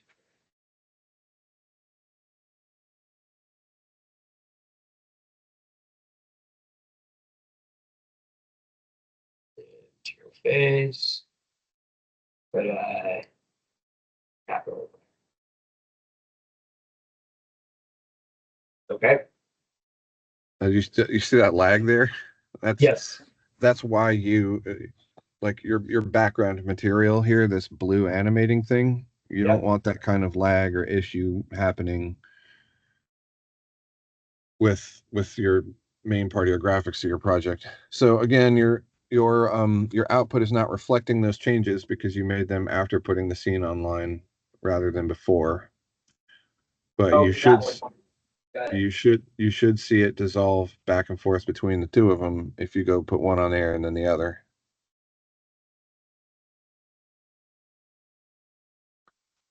Okay. Yep. Looks good. Okay. Okay.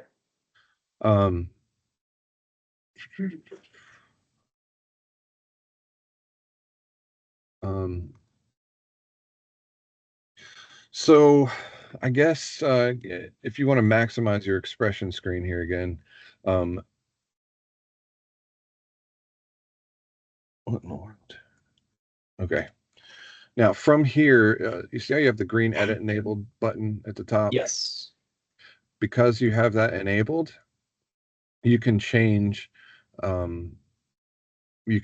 certain things about your sequence here. So if you were to go click over under take ID, like the number 3 there where it's in purple, you could change it to a different take ID number. Yep. If you come over to your transition in and out, you can click there and change it, I think. Oh no, that just takes it on there. That gets changed down at the bottom in your take inspector transition. You can change, you could give an individual scene its own transition that's different from the default for it. Under your output tab up near the top, you can. But it didn't change it. It still says dissolve. Right. So say this one you want it to cut on. Yeah. So go to select cut and then go to your in transition. Oh, there it is. Okay. Yeah. Oh, so I guess it's just I probably just can't see it in there. Yeah. Okay, so it's okay. So it doesn't show the mode of the transition. It still shows dissolve and okay, got it. Yeah. Yeah. So you can change that down there, but up near the top again, under layer, you can select that and change which layer something's playing out on. You can change the frame buffer it's showing up on.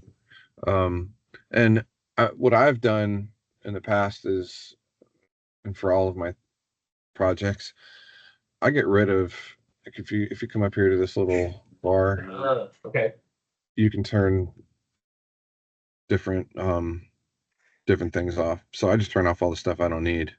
Yeah.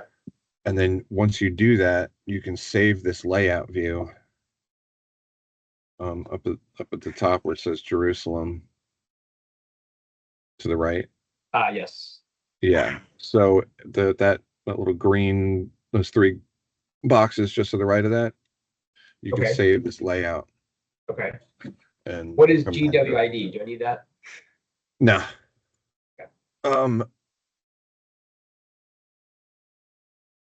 Forget what GWID is,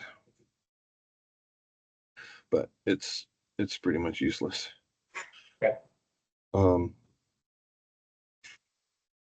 Yeah. So once you got your layout the way you like it, you can save that. So you have that to come back to. Correct. Um,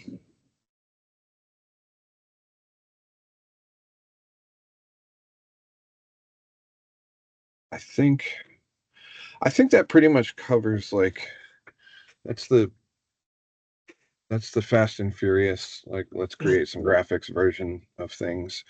Yeah, But totally. that gives you a really good view of sort of how the XPression just kind of works in general. Mm-hmm. And I think from there you'll probably be able to answer a lot of your own questions. Um, but I want to Yeah, for look sure. through For I want sure. to look through your list. Yeah. Um, so for news, uh,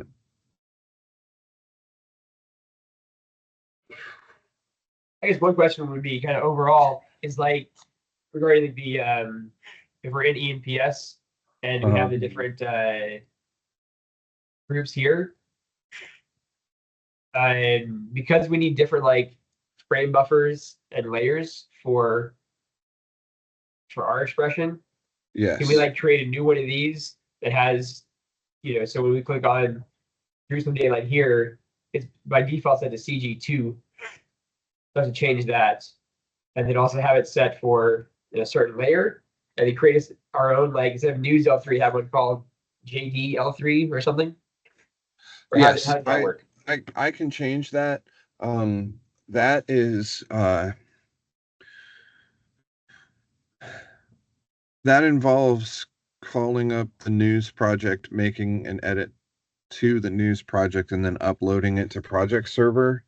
Okay. Um, so I, I'll go ahead and make that change on this side of things, because if we have a whole bunch of people just kind of making changes to the project that everybody uses, Yeah. like that gets a little Yeah. uh, Is it possible for us to have our own project and use a different project than news? Or it how does that is work? possible, but then you're not necessarily going to, like, this is the problem with having two almost identical projects, is because I'm assuming you're going to want um all of the news full screens access to that sort of stuff, right? Correct. Correct. Yes, you basically want the whole news project but reconfigured for your Correct. yeah, and that just creates logistical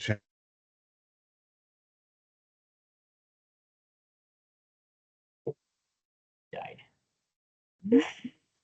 Oh, you're back.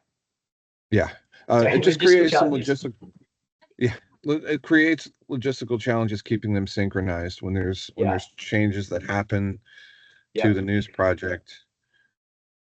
Is it possible to have like two projects open and then copy and paste from one to the other? So like if you make changes in the news project, like I could be responsible for that. I could go in and copy and paste to the say the JD project. Well, copy everything that the changes that you made from that scene. So if you made a change to scene one, can I copy that Yeah, and put it into my project? you would have to import, you'd have to delete your old scene, you'd have to delete the scene that's getting the update, Okay. and then import the new scene. But it also, the way the XPression imports things like that, it doesn't always play nice. Gotcha. um Okay. so it's a Okay. Hold on. My boss is calling me. Chris is just with it. sure. Hey, Chris. Yes, sir.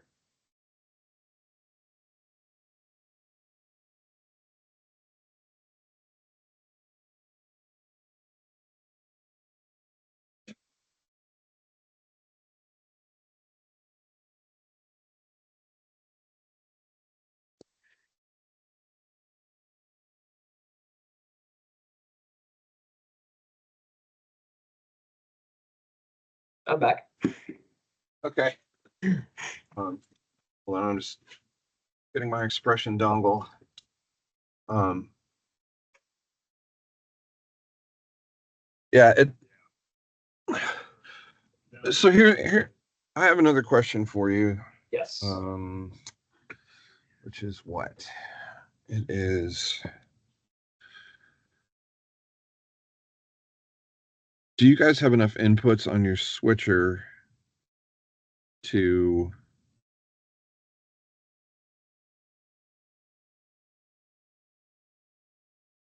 like if you were to hook up a second monitor to your XPression, and it would have to be 1920 by 1080. But if you could hook up a 1920 by 1080 second monitor to your XPression, but have it be hooked up to a scan converter that goes into your switcher, Yeah. you could use that as a virtual frame buffer. Okay. So like you were just doing on the bottom of your screen there, Yep. where you could see the output, that virtual frame buffer on a 1920 by 1080 screen can be made full screen. So if you have stuff that doesn't need to key, like full screen graphics. Got it. Well, what's really nice about it, I'm using NDI as my output Okay. because I'm actually limited on my inputs. We have 8 hard inputs, SDI. So I'm using Okay. NDI, and I can actually go Okay. between full screen and lower thirds without any issue. So, well, take it offline.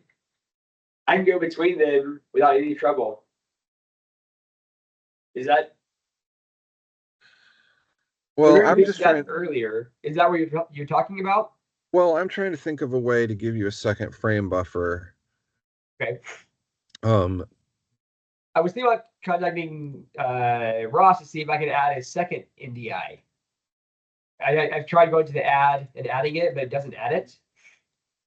So I don't know if there's a way to add a second one. yeah, I don't know. I don't. NDI is not Well, something I wait, mess with. does that mean I have to have a 2-channel system for it to have 2 frame buffers? Is the channel the same as the frame buffer? Um, yeah. Okay. Yeah, so we only have a 1 channel. Where are you? Which part? Which card is doing your little preview thing? NDI. That's my main output is NDI. That's the NDI is going into your switcher. Oh Correct. yeah, output channel preview. Okay. Yeah. And then I also have the preview running into a different input on my switcher. Uh, You do? I You do can look at currently, yes. that preview on your switcher? So yes, I can. The preview is actually running out from here into an NDI converter and then into my TriCaster. Oh, okay. No, this is set up as this is set up as your preview channel. That's different. Yeah. What so let me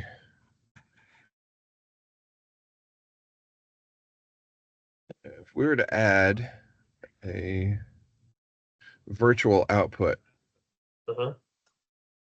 um just call it if we were to call it that, right? Um this virtual output is going to show up as another frame buffer now on your XPression, frame buffer 3. Okay. So if we play this out, you're going to see this pop up like this, right? Got it. You can drag this if you had a second monitor hooked up. You could Uh-huh. drag this, huh? Yeah, no, I understand. Track to the second monitor, full screen. So if your monitor was 1920 by 1080, right? If your second monitor had a 1920 by 1080 configuration, Yeah. you could run that into a scan converter and into your switcher, and you would have this full screen graphic output as a second frame buffer. You wouldn't Okay. it wouldn't be, you would effectively turn a single channel XPression into a 2-channel, which we could make work with the current configuration for so that you wouldn't have to change channels and things like that, or layers. Oh, I see. Okay, I got You could work from the same news project that everybody else is working from. We wouldn't have to worry about keeping everything synchronized.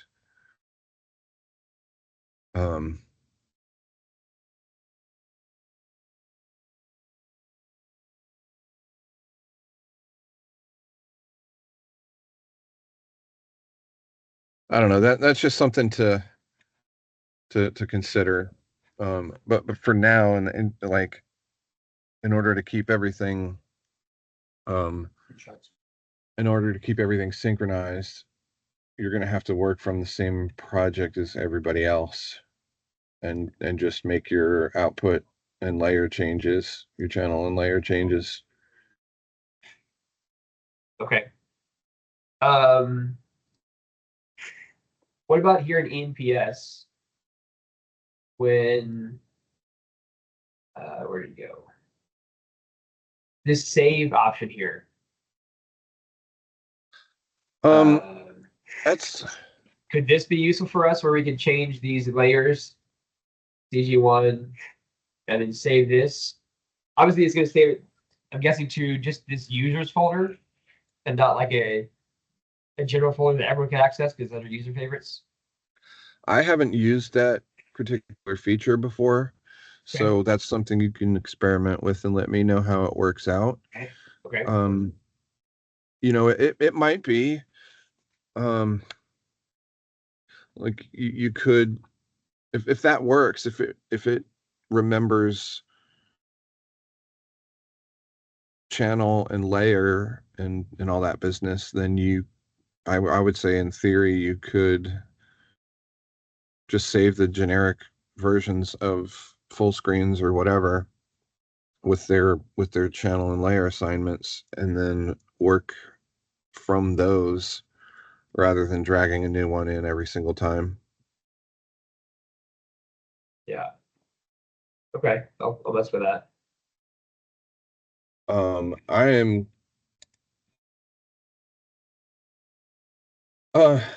if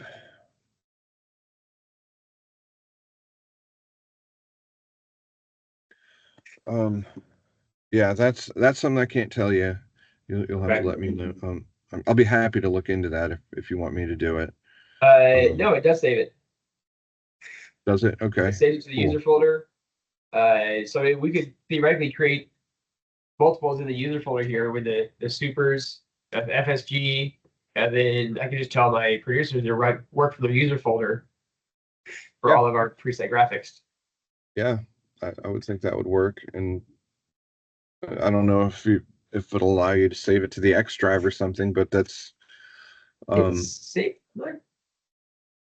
it's limited where you can save it to. It's under okay. Saved items. I don't know where this is, so it could be an ENPS thing. No, it's probably a MOS thing, but Yeah, I don't know. I'm going to change the channel for your Dateline lower third. You want to call it what again? JDL3? Yeah.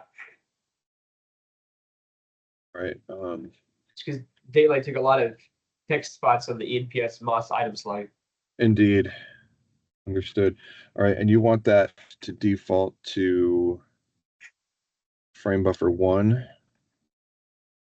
And which layer do you want it on? Where's my HD list? Super. Well, I think I see the boss thing here. It only goes up to layer 2. Is there a way to change that, or is that just like the preset that's there? Change what to layer 2? In the MOS plugin, under where you choose the layer, it only goes to layer 2. So I think all the ones I sent you need to be adjusted by 1. So the super would be -1. Okay. Adjust that.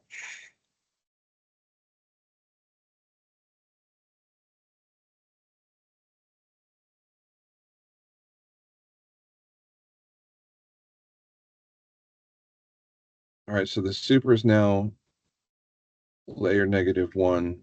Titles, I'm not sure what graphics you mean by those. Title What are would be just titles? a single line. Huh? Title would be a single line, and not the two lines. Do you have different names for whether you use a Lower top third. and bottom line versus a single line? Yeah. Well, I I use visual logic to move. To do all that. Yeah, so Yeah. like so you're basically just lower thirds are all going to be Yeah. -1 layer. Um FSGs will be layer 0. Um and your bug, see, we don't do the bug through the XPression here. We do the bug as a Ah, still store in the switcher. okay. Okay. So, and that's kind of how I would recommend doing it Got it. for you, if you can. Are you guys still on the TriCaster there, or did you get a Black Magic? No, still a TriCaster, Okay, which but the you can do graphics are that, a right? little weird because I noticed the graphics aren't lining up 100% with what is in XPression. If I use the PSD that you're using for XPression, and I use the same one imported to the TriCaster buffer Right. system, they don't line Yeah. up. And it's a problem I Right. have where the TriCaster, I think, has an issue with like using the exact size and proportions of the graphic I bring in. So right now, the bug, if I use it in the TriCaster and then use the supers from XPression, they don't line up 100%. Okay, so um I can't remember. It's been a very long time since I've used a TriCaster. Can they do a screen grab? Can you grab a still store from your screen, or do you have to import everything as an image? Well, I mean, yeah, I can take a screen grab and then use that as a buffer. So that's because of that exact issue you're talking about, like every switcher I've ever tried to import a graphic to that wasn't in the native format, like if trying to import a PNG into a Grass Valley or something like that, it's always off by a few Okay, pixels. So what I do okay, instead is I get a screen grab. I'll put just the bug out on the CG, put it online somewhere in the switcher and get a screen grab of it and save that as my bug. okay, And then it always lines up. gotcha. But if you try to import it as a file instead of screen grabbing it, then it will be off for any number of reasons.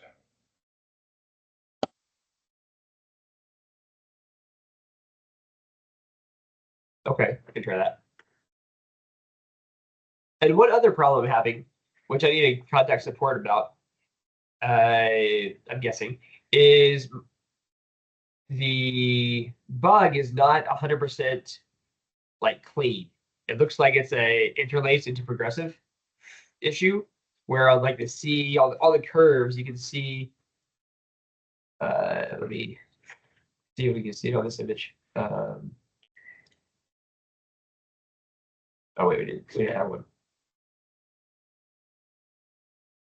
We can go to here, bar.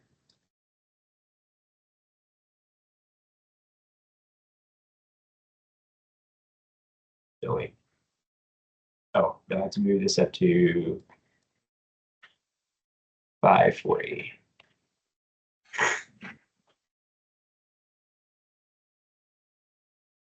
Oh, that's the old one anyway. Never mind. Yeah. Where's the new one? Um, Wait. we have to open up the news project again. Oh, is it not in this one? Okay. The new one's created in a different project. Gotcha. Okay. So So let's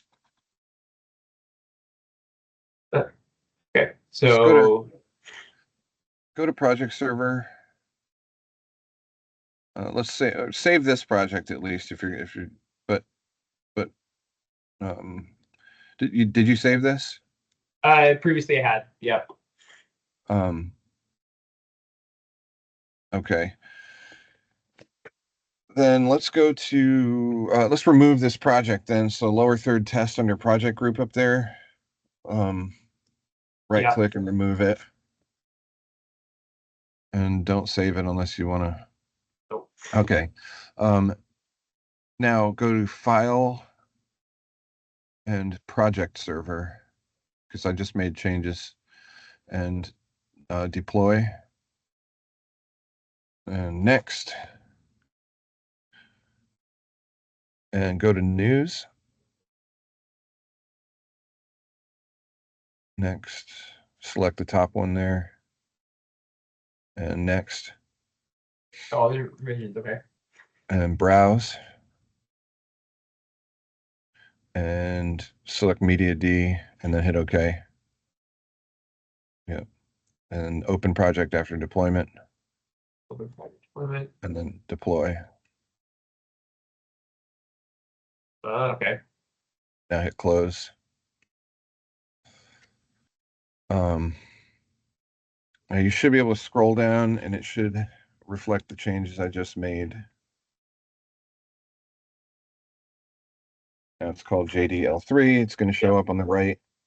Okay. Frame buffer and all that. So what were you trying to show me now that you were saying is a problem? Yeah, I'll pull this one in. Bring it online. Oh, well, first, I probably have to change my. See how, like, the CBN news, it's all jaggedy along all the non-straight vertical lines. But I think first, Oh, all that aliasing. yeah, aliasing, that's the word. So yeah, this is I, but only change. So, okay, if I use So this here, take your lower third offline first. I'll take it offline first. Okay. Yeah. Okay. So to change it to progressive, That's your output right there. okay. Previously I've done it through convert project mode. Yeah. Okay. So then just hit 80p. And there's no options anywhere else. So next. Next. Okay, so shove is P there. Bring this one back online. So it's better, but now, but it's like the C, the B, all the curve lines are still a little. What do you call it? Alias? Yeah. Is Yeah, that that might be something to talk with Ross about.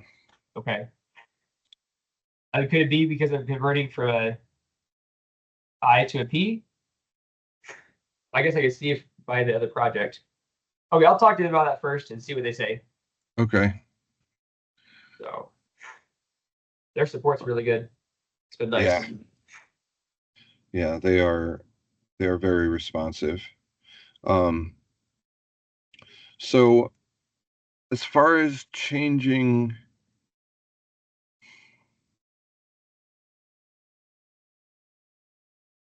so like just going down your list of changes now, Yeah. adjusting the font size to match the graphic in editing. Yeah. Is that if we go to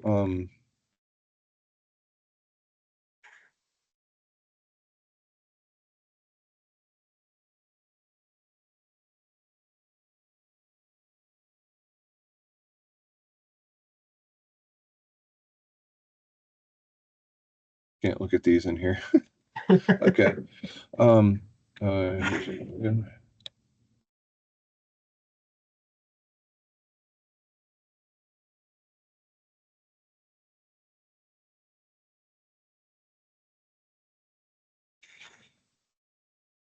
Oops.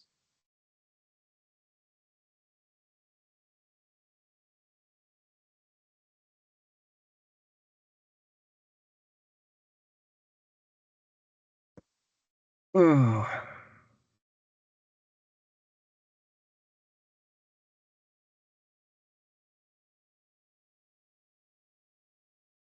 All right, well that's thinking. Hopefully not crashing. To match the fonts, I need like a full screen of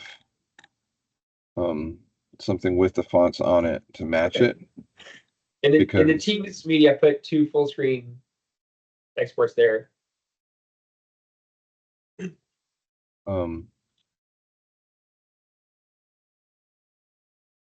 So that's what I thought I was given.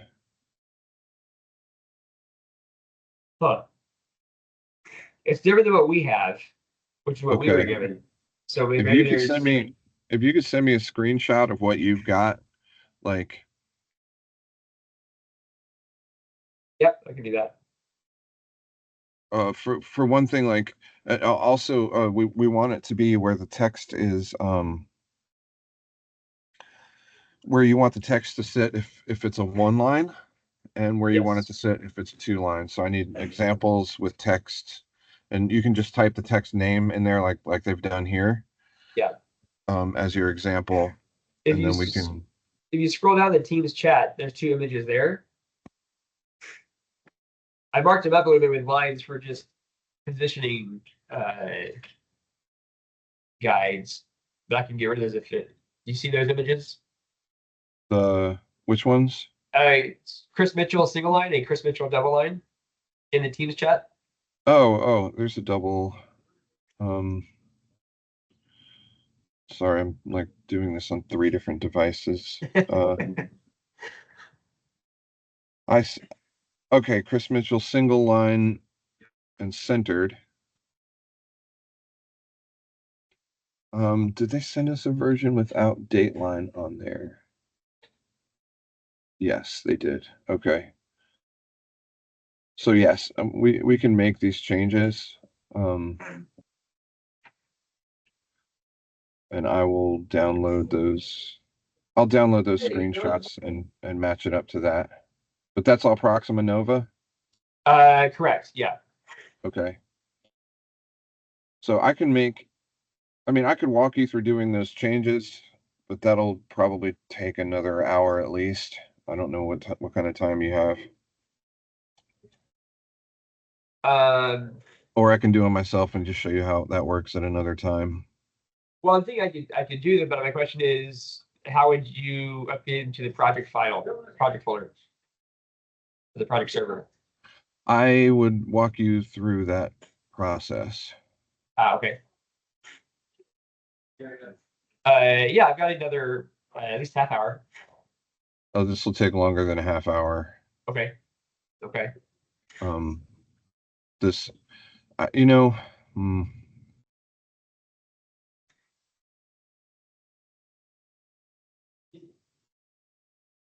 Grace.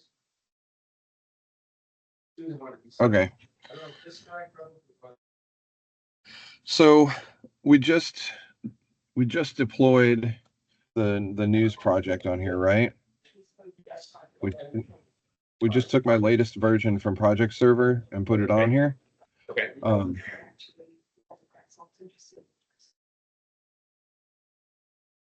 Let's see. So. Yes. Yeah, sure. Yeah, please. Yeah.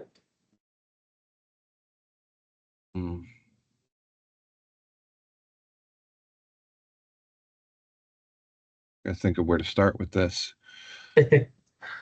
Okay. Over on the right on the material manager, there's the JDateline folder, because in your material manager you can create folders and subfolders and everything, keep things organized. Got it. So I currently only have the Dateline super in there. Okay. And we're going to have to add some more material. So select the JDateline folder to the left. The actual folder. Okay. Yeah, there you go. Oh, I see. Okay. And then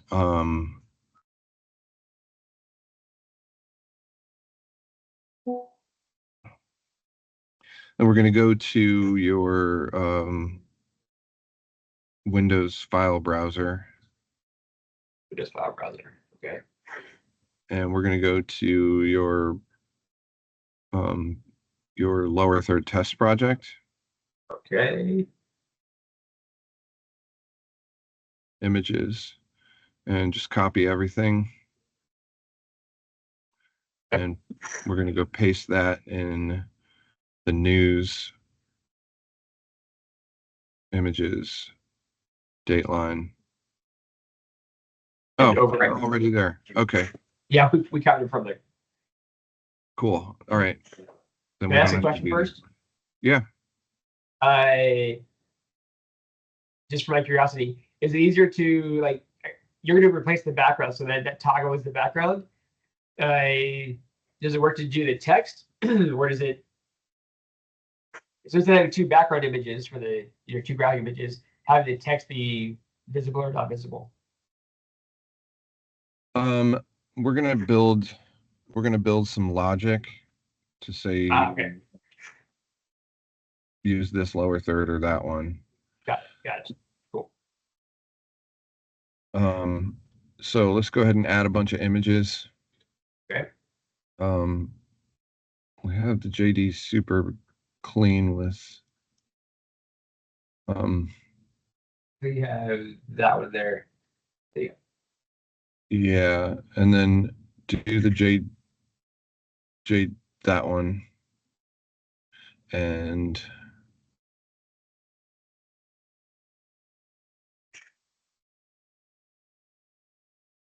oh, that got huge. It did. It didn't change the size of it either. No, it's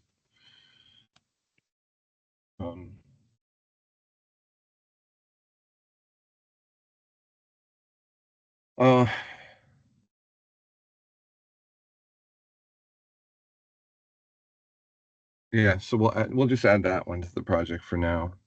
Okay. And then we also need those two examples that you put in Teams chat. Yes. We have to get the images of those into that Dateline folder and then add them as materials. Can you grab those for real quick?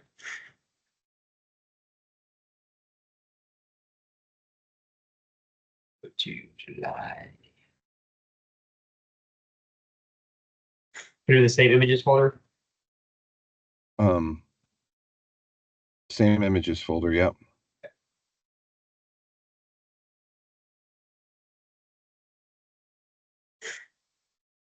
Okay. Oh.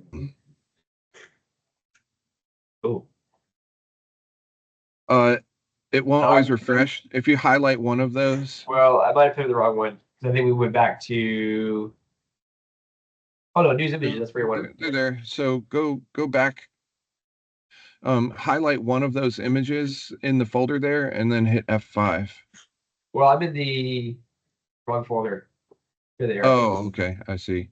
All right. So let's add those, right? Okay. And we're going to put a quad now. Does it matter which layer selector here when I add a quad? No, it's going to put it at the very bottom. Okay. Okay. And then let's apply one of the, let's do your 2-line. Okay. So the 2-line always has Jerusalem Dateline, but the 1-line does not. It does, but we need an option to remove Jerusalem Dateline because sometimes the name is really long. Oh, okay. So if the name is too long, we take Jerusalem Dateline off. Okay. Makes sense. So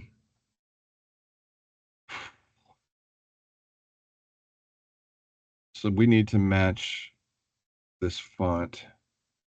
So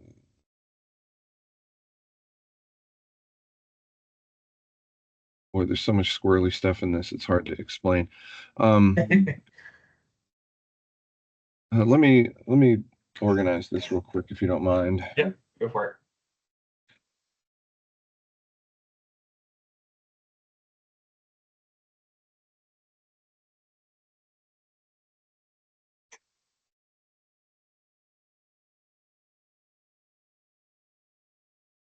Come on, team viewer. There we go. Nope, that's not what I'm trying to do. Me snapping the box up there. Okay. I'm just trying to do this because there's so many layers to this. Yeah. Yep.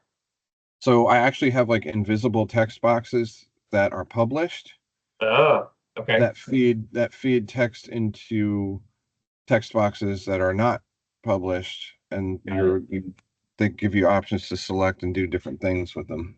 Okay. So we're not working with the lower third main group, and we want to take this quad. What I want to do is layer this quad behind our text. Yep. So that we can see it.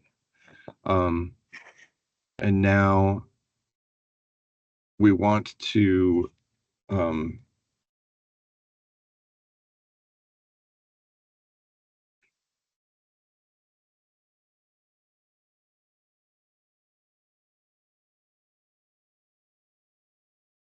um, so what we've done here, this is our thing for line. This is our quad for lining text up. I wish they'd sent me that Jerusalem date line. Is that just? I've got the PSD file. That's just Proxima Nova, right? Correct. But we can make our own Jerusalem dateline text that pops in or out.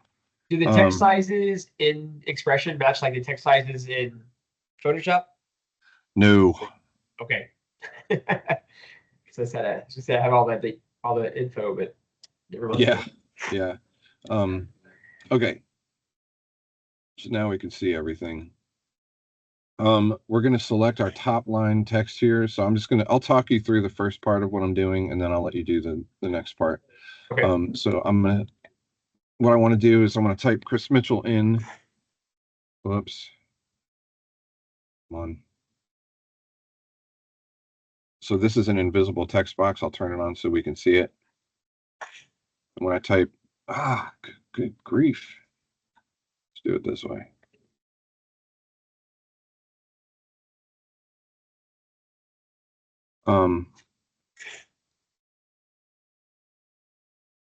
We want to now match that. So what I have to do actually is clear this. We're going to make, I think what I did was I assumed you were using the same, yeah, you were using the normal top line font. Gotcha. For all of the other news stuff, but you have your own different thing going on. Yeah. So we're going to duplicate this. And we're going to call this JD top line. Okay.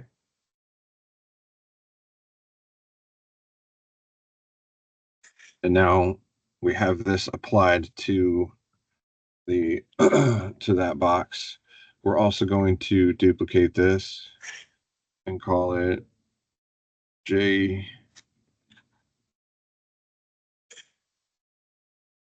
JD top line italics, in case you need that. Okay. And I'm going to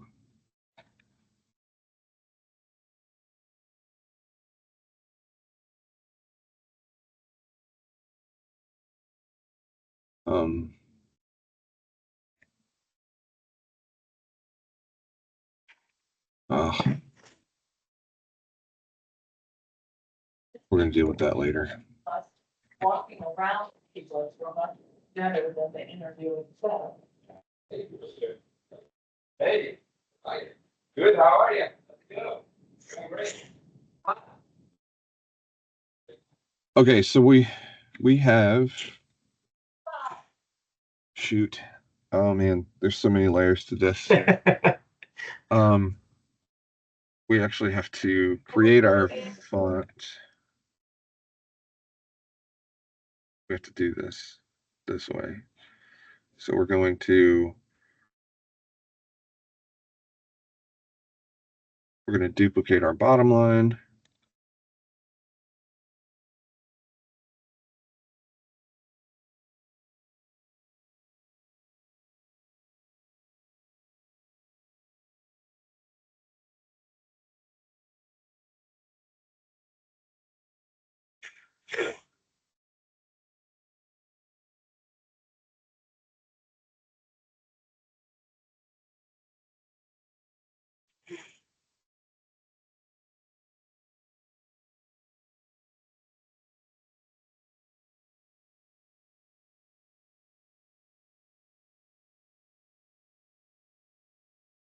Here's the Jerusalem Dateline stuff I just made. JD bottom.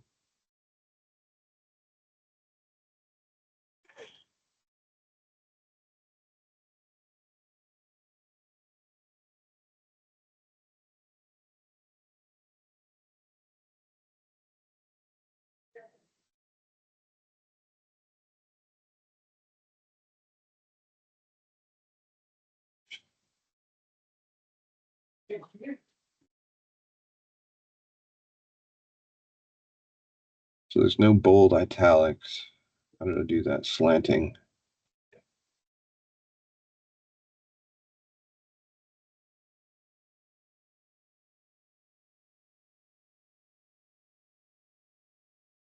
Why is this?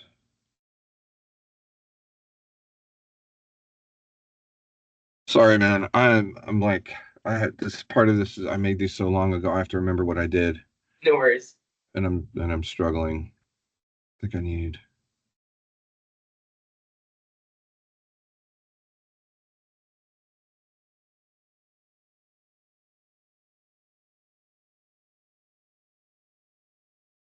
I think that's right.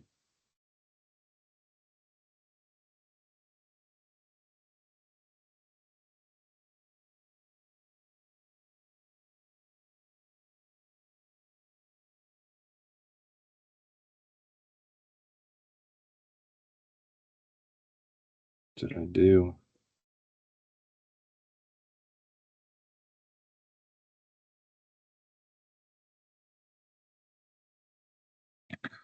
I don't know what I did.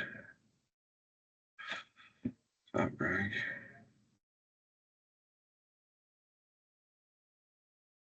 Bottom regular. Bottom italics. Okay.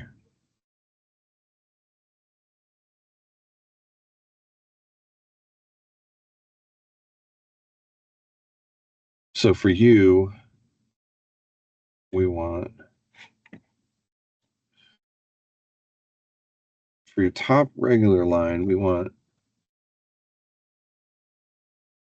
JD top line. Okay. For your top italics line, we want, there it is. For your bottom regular, we want JD.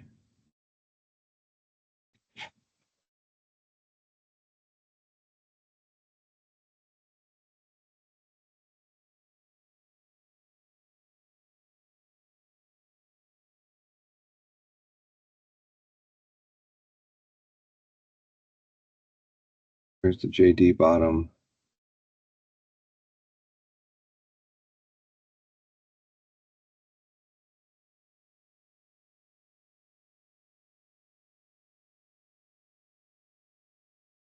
See, this is one of the situations I've got too stinking many fonts and I can't keep track of anything.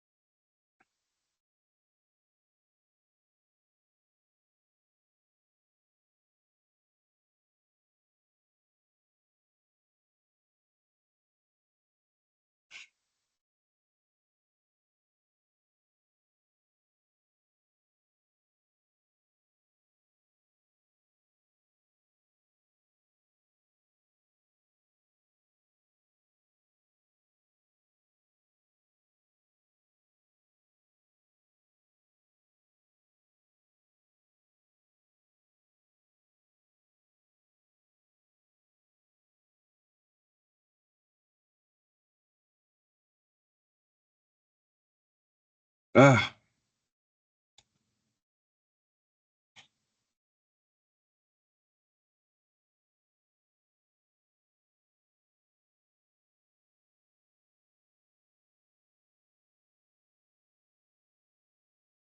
Okay.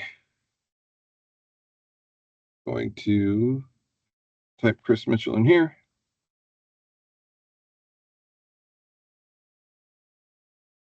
And all I do when I'm font matching and everything is I type exactly what's in there and take, well, let me move it because this, oh boy.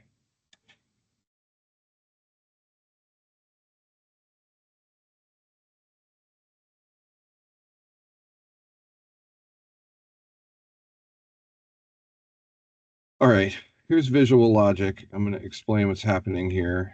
I can't drag the vertical for this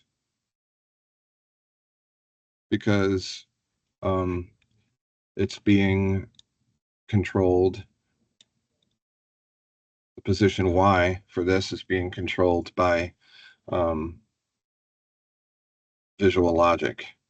So what I've said is if the bottom line is empty, and this will spit out a 1 or a 0, 1 means the bottom line is empty. There's nothing typed in there. If that text box is empty, it's going to spit out a value. This is going to spit out a 1. And this box right here is going to say, okay, well, I'm getting a 1 input to the index here. So whatever value is plugged into 1, which is 154, I want to apply that value to the top text Y position. Does that make sense?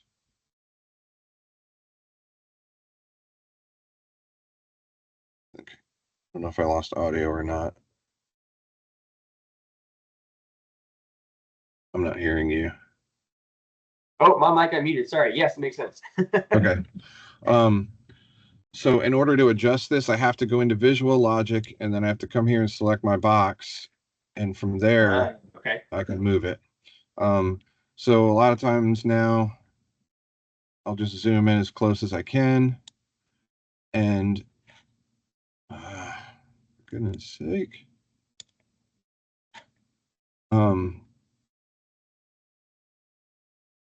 And do my best to match up the font size. So we are working with our Jerusalem Dateline top line font. So I'm going to adjust it till it seems to match. Then come back up here and keep adjusting the X and Y of it until I hopefully have them lined up.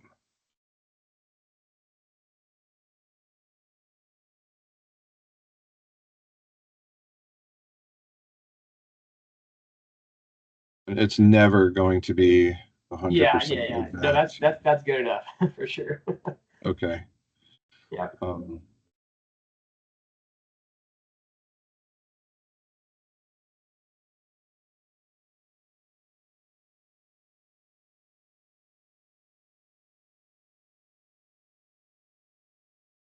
And the font, the width, sometimes. Okay.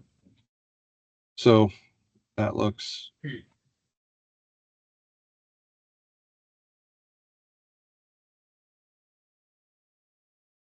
The auto squeeze looks right. Okay.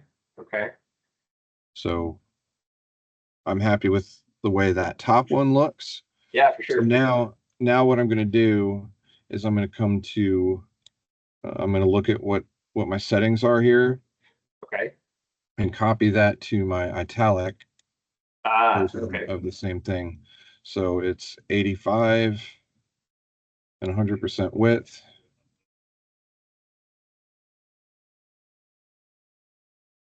Width, but this now has a slant on it. And and then I'm also going to want to copy my gotcha. X position. Yeah. So I will I'll let you drive here for the bottom part. Okay. But remember if you want to type into these boxes down here, yep. you actually have to type into this one up here. Gotcha. So that's where you have to type into, and then it spits that text into the visible box down there. So type Jerusalem in there. And then when we're done with the whole thing, we turn those layers off. Yes. Okay. I just type into it. No. I don't know if our changes just took. Hold on.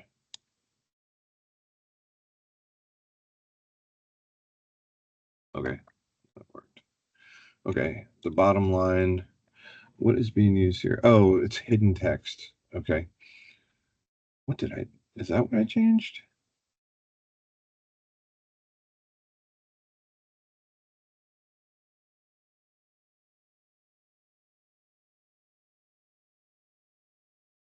Which font is being used across multiple scenes? Hold on. Yep, no worries.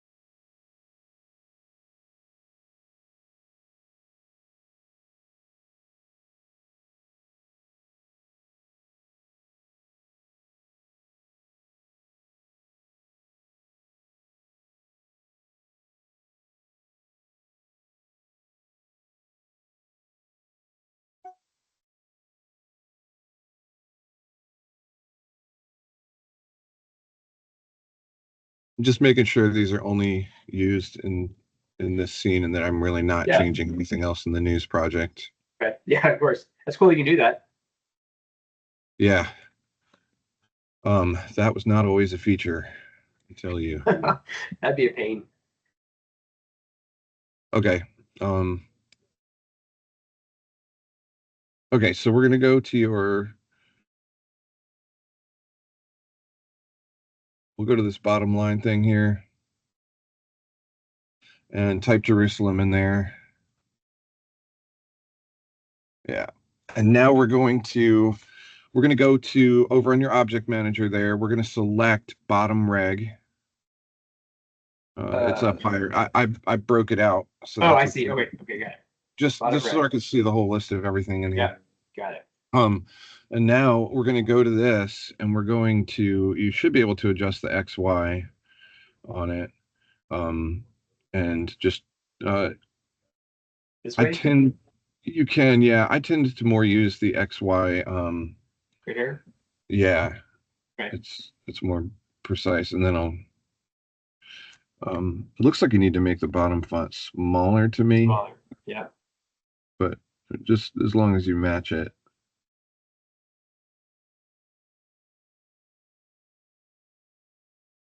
Yeah. Double click the top bar there and. Okay.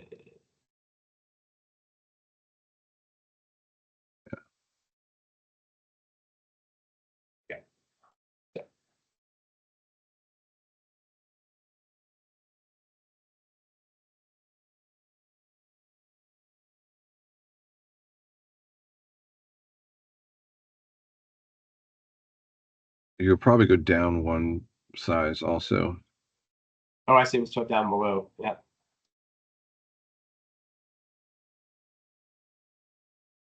Do you want to edit that to just 105? Yeah.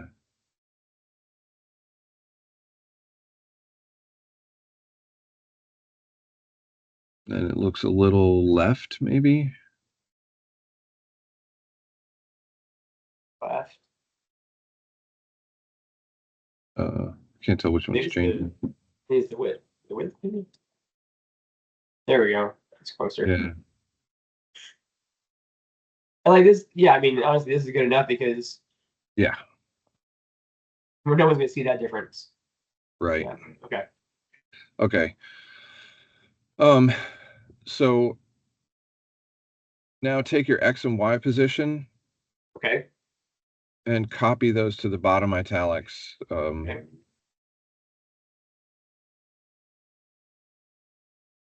And now select bottom reg again, and let's go down to your font settings. Copy And those.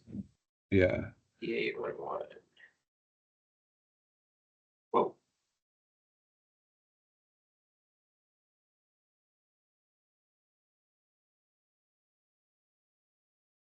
Okay. Yeah. So now our top and our bottom fonts are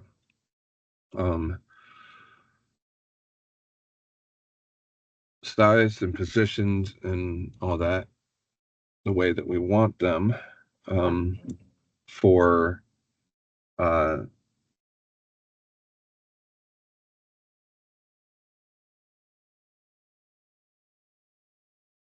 sorry, I'm a little spaced out.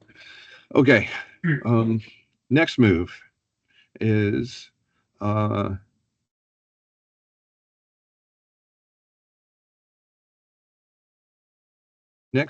we want to go back to your bottom line box at the top where you type into it.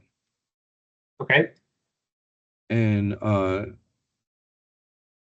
we want to erase the text in there. Okay. So you can move that. There it is. Okay. Oh, I know what happened. I changed the hidden font text size. This is supposed to be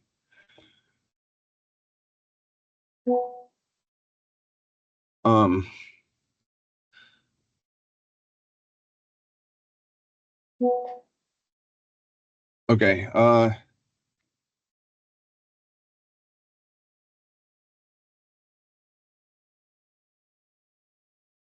now the bottom line is empty. Oh, okay.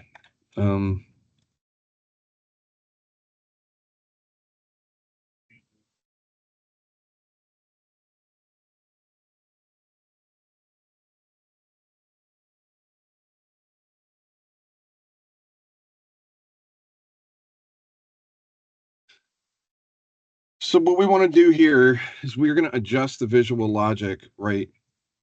So when we have, we'll just see this up here. I'm going to do this just so you can see what's happening, hopefully visually.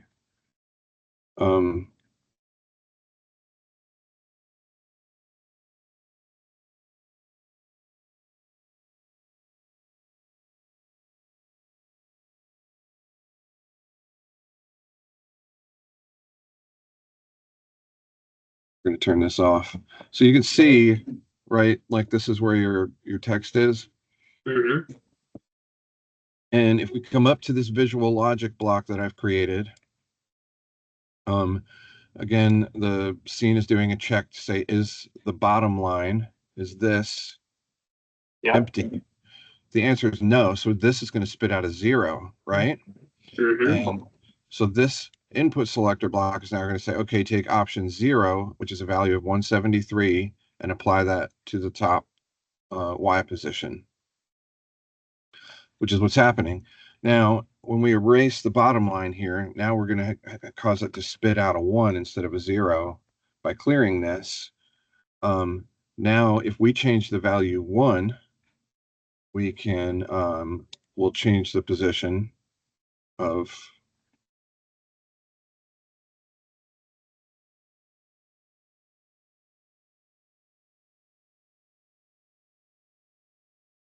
we're changing the position of where that is. So now we can come back here, type in, and it moves.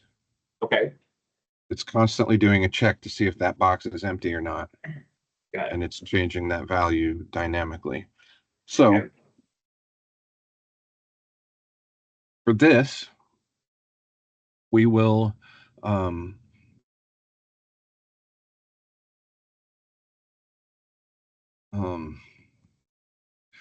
we're going to add, or now we're going to go to our Jerusalem dateline quad that we're using to line everything up. We're going to turn that back on here. Yep. And change it out to the single line. Yes. So we'll go find our material manager, which is also easily accessible up here if you can't find the tab for it over there. Okay. Okay. This is a material manager. So we can open that up. And now let's go find our centered. Yeah, it's right here. Chris Mitchell box. And over in that top line box, let's type Chris's name again. All right. Oops.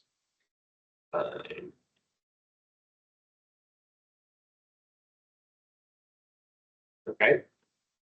Oh.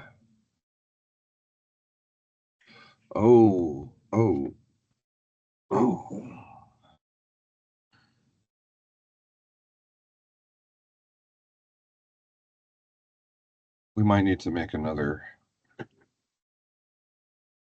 Giving you a workout today.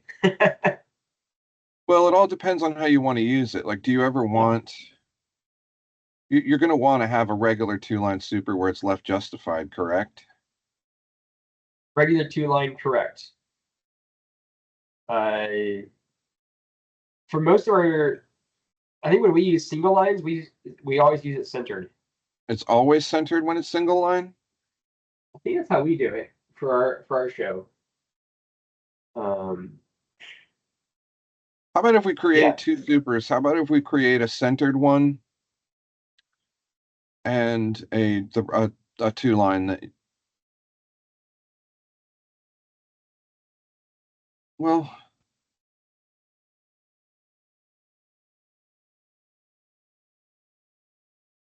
You talking about having 2 different ones here, so like a JDL3 that's right and a JDL3 that's centered?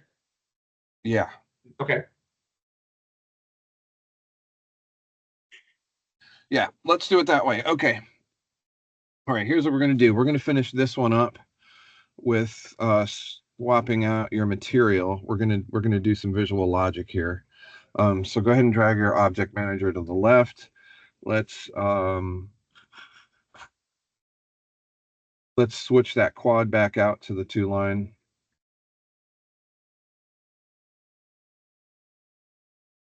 Okay.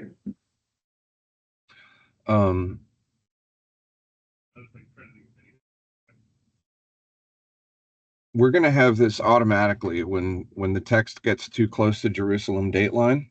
We're going to have it automatically get rid of the Jerusalem dateline.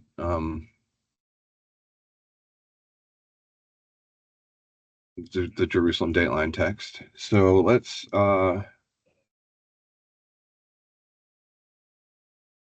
there's so many ways to do this. Let's what's the most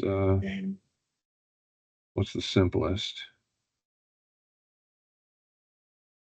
Okay, let's go over to the object manager that's floating over there, and let's open up lower third group main. Okay. And you see the lower third bar? Yes. Duplicate that, copy it and paste it right there. Duplicate? Yeah. And then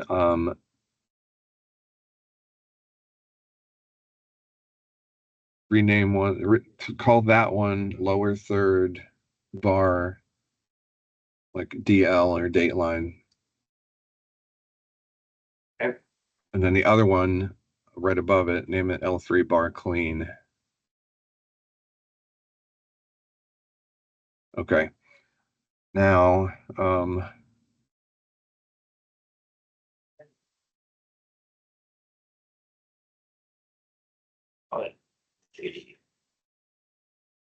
okay, perfect. Oh, go to quad 1 over there, and let's swap that back out to the centered lower third. And then I just want to raise the text here so that it's at least in line. Okay. Like it's the same height as the centered Chris Mitchell. So we'll zoom in. They should be the same size, I'm guessing. And we'll just zoom in.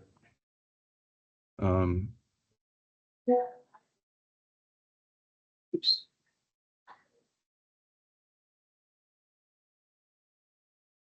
I see that's not going to work. Watch, click out of there. The logic. It's in the logic box. So okay. You can do the same thing in there. It's the 150. 150. Okay. Yeah, it's that one. And you can scroll up or, whatever you want to do there. One more click. There it is. We'll go with that. Yep. All right. And then, okay. We can get rid of quad 1. So go over there and delete it. Quad 1, go bye-bye. Yeah. Yes. And now we have a centered Chris Mitchell. And now if you type something in the bottom, Chris's name will go up and it'll be just amazing. Boom. Woo. Okay. Now from here, what we are going to do is, I don't know how much time you have or how much of a rush you're in. If you just want to watch me do this part, or if you want me to talk you through it, I'm happy to do it either way. I got more time. I told my wife I'd be a little late, so Okay. yeah, you can tell me what to do. Okay, so we're going to open up the Visual Logic editors so we can see more of it. Okay. Let's make it the whole screen for now, because there's a lot going on. We are going to say, so over on the left in Visual Logic, you have all of your scene objects and your materials and some of the things that you can affect in your scene. Okay. What we want to do here is we want to affect the visibility of the lower third JD bar. So which you have selected, so select the plus next to that. And these are all the different things about that quad that you can change. All we want to affect though is the visibility. So down there at the bottom, you see where it says visible. Yep. You're going to highlight that and just drag it anywhere over into your scene. Okay. So now we've said, okay, we're going to affect whether this thing is visible or not. What do we want to affect it by? We're going to say when the text in this bar gets far enough, we want it to make the JD bar invisible. Visible.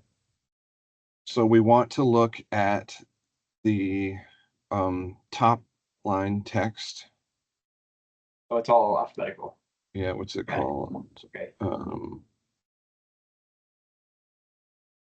Yeah, top line. And what we want to look at is the bounding box up there. The bounding box is like the size of the thing. And we want to look at the width. So we're going to drag the width over there. Just right there? Yes. Okay. And what we want to do is we want to say, when you hover over that, yep, and you say, when this thing gets wider than some certain number, so next thing we're going to want to do is see, is this top line width greater than some certain number? So in order to do that, I'm just going to drive for a quick second here. Yeah. I'm going to move this over here because this is the end of our of our line. This is the start. So you can drive again, and we're going to go over to the logic section over on the right. Now this is where we get to affect the things that we're looking at. So there's a logic pull down menu, and we're going to say greater than. Drop it on here? Drag it out. Nope. No. Oh, yeah, it's everything. Okay. No, just drag it out in front of it. Okay. And then we're going to have a number to compare it to. So in the math section, right below logic, there's a value at the very bottom. We're going to drag one of those in there above top line, put it above it. Yeah. And so now we're going to compare these two things. So we're going to connect the bounding box width. If you drag from that white dot, the yellow dot to the green and let go, now that's connected. And now we're going to drag the value to the base. So the base is like the number you're always going to want to compare it against. And your top line bounding box width is the thing that's always changing. So that's the thing you're always comparing to, whether it's greater than the base or not. Okay. Now, right now, your bounding box width is 200 something, and you're comparing it against a 0. So it should be spitting out a 1. So if you hover over the out on greater than, you should see a 1. Okay. And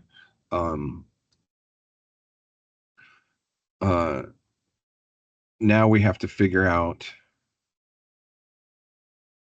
that cutoff. We have to figure out that cutoff point. So I would leave this where we can still kind of access our visual logic, but work on our lower third. Okay. And I would just you're going to want to come up to your top line and start typing stuff in there until you go, this looks a little too far. Okay. Yep. So I would say right about there. Yep. Is a good stopping point. So now we're going to go back to our logic and see what our bounding box width is.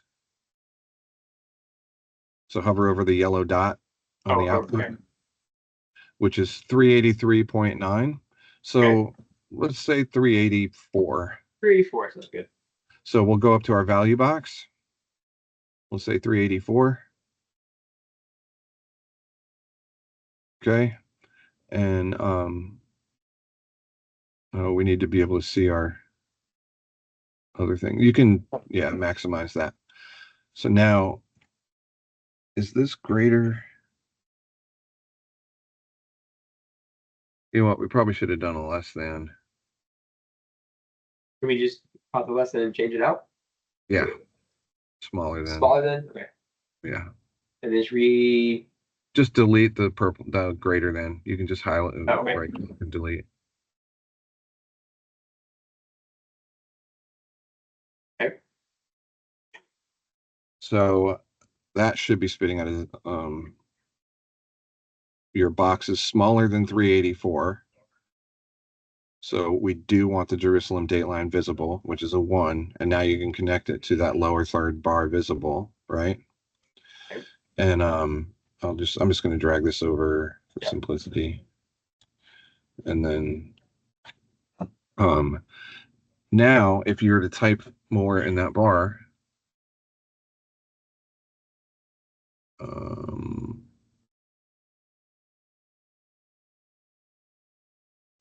should we use it greater than? What's the output?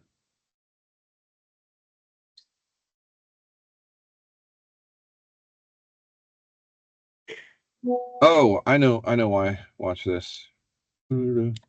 Yeah, see, it's turned the visibility off on it. Okay. We have the same material on both bars. Oh, yeah, you're right. So I change the clean one to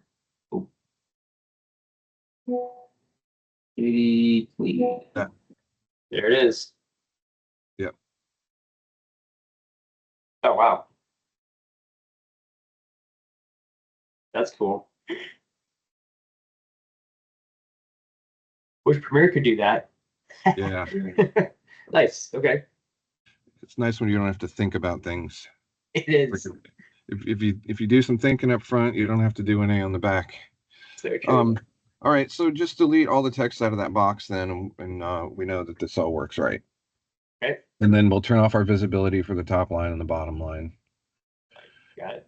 And now the lower third handles itself. So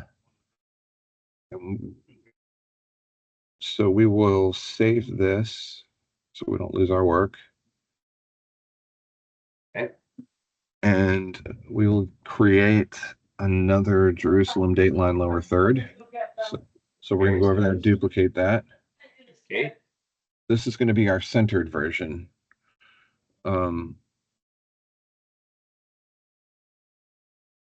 Yeah. And we're not going to I mean, you don't use this for books. You don't need italics and all that stuff for this, right? Yeah, no, I don't think so. Nope. This is just names. So names are like titles, like topics. yeah, right. We'll just leave everything in place, and we're just going to center this. So let's see. We're going to add another quad again, Okay. and we're going to get the centered super. Yep. And then we're going to go to, you know what? Delete top line, bottom line. I tell like all that stuff at the top. Here? No, all the ones at the top there. Yeah.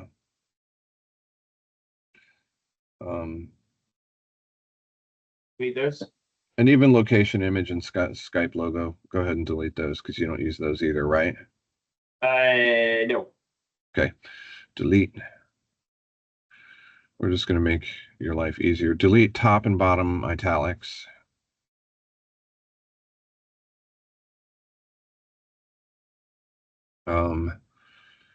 And let me drive for just a quick second. Just want to look through this. That's all gone. That's all gone.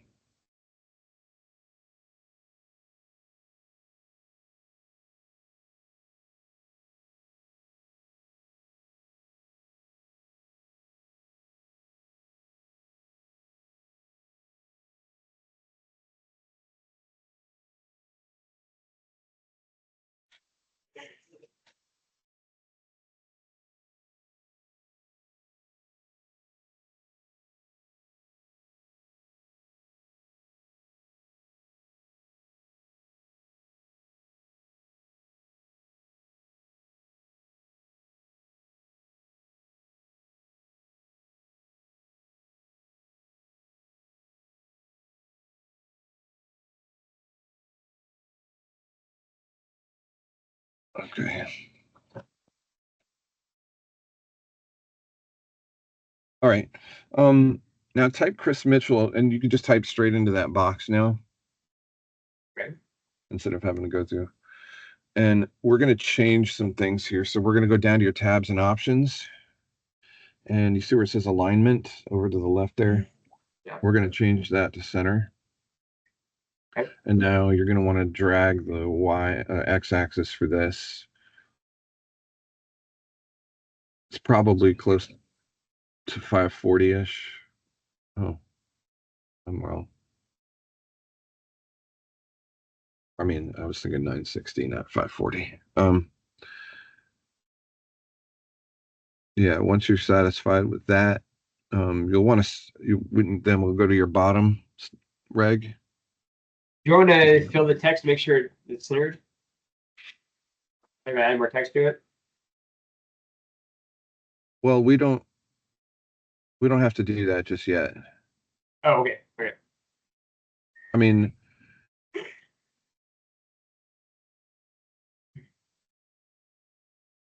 yeah, so go to bottom reg.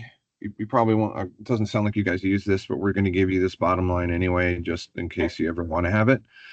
And we'll do, we're going to do the tabs and options and center. Yeah.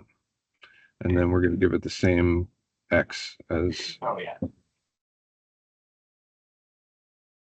Now you have a top line and a bottom line. Okay. And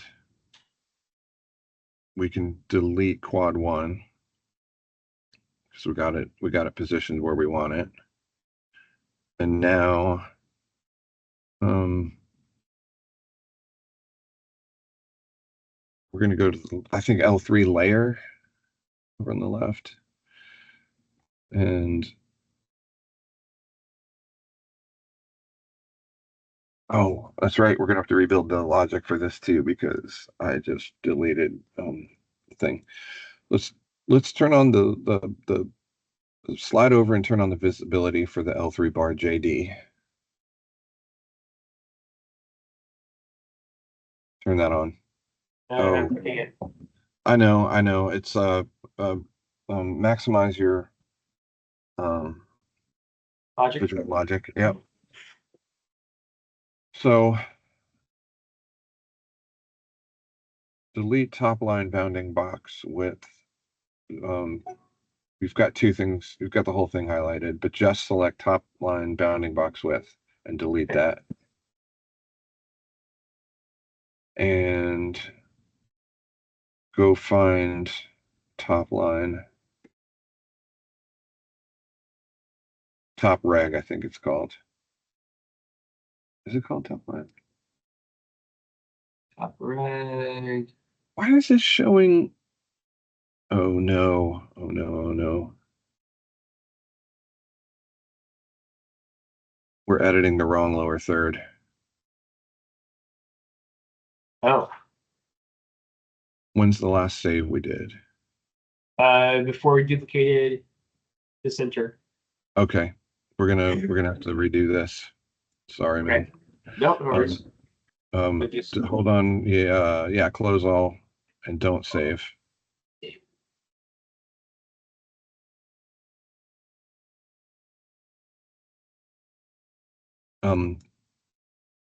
Yeah.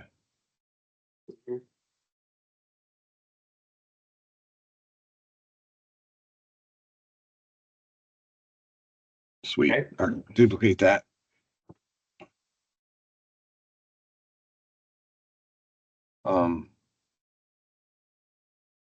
Now we're gonna make sure we're in the. I forgot the visual logic because we had it open. Yeah. When we created the new one. Yeah. The visual logic stays with the old template. You have to close it down. You have to open it down and open it in the new scene. Let's go back to your JDL3. Okay. And open the visual logic and just make sure that that's all back to where it was. Oh. That's pretty good. You said anytime after 11. You delivered. Okay. I am stealing pepper. So we have to close this before we open a different scene? Yeah, definitely close that.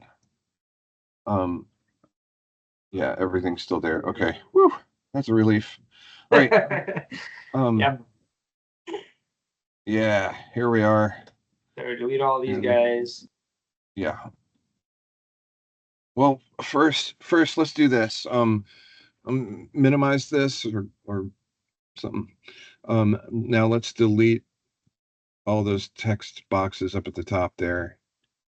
I knew something was weird because when you delete these, they should disappear. Okay. And let's delete top italics and bottom italics. I knew something was weird. All right. Yeah, that's more what it should look look at like. that. Yeah, all that stuff should have just gone bye-bye. Okay, so select all that stuff on the left and let's delete it. Get it out of there. Oh, because now there's no values attached to them. They're deleted. Right. There's no text boxes to feed anything. Yep. Yep. And then you can delete those two up there. Yeah. Okay. And now what we're going to do is we're going to go let's rename over there on the object top line and bottom line.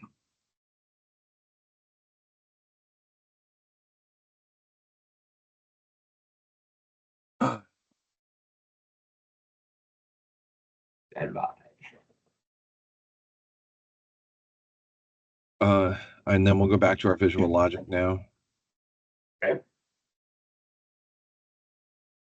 And we want the top line's Y position to be changed based on whether the bottom line is empty or not. We already have the top line position Y. Okay. We already have this part mostly built. We just need to change. We just need to change the input block for that. So go find your bottom line. It's alphabetical, which line. yeah, Visible? Nope. We want to no? see if is it empty? Is empty. Is empty. Is empty. Oh, okay. Yep. And then just drag that right above those green boxes. And I am like super stickler about keeping this stuff on a grid too, like lining everything up. You don't have to do that right now.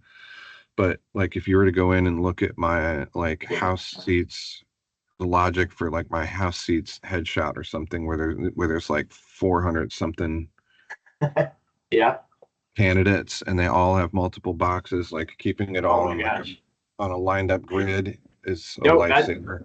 Yep, I'm all about that too. So Yeah. So now you can connect your bottom line is empty to the front of the index. Yeah. Okay. And this is and like when I talk about keeping it on a grid, I'm like, this is where I go, all right, everything is like lined up. It just makes it easier to drag huge blocks of stuff around later on and match them up. The other thing now we're going to want to check is we're going to do the check on the width of the top bar again, right?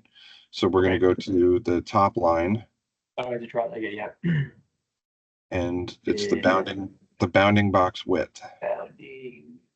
Oh, it's way up here. Okay, got it. Bounding box width. And we're going to put that in front of the smaller than underneath the value. And we're going to connect that to there.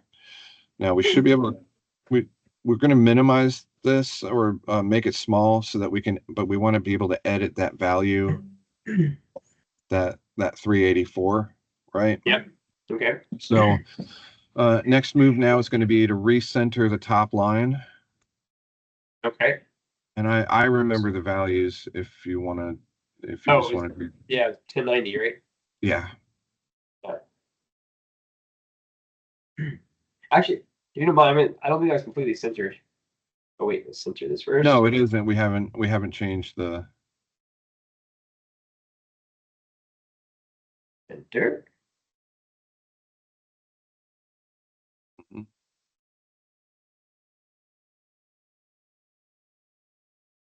Now you're changing the value against your template though. Like when you type Chris Mitchell in there, it's not going to line up exactly. Well, if we make, You'd have to if you change your editing template, that's fine. oh, okay. So you know the box, like the red box isn't centered on the blue background? Yeah.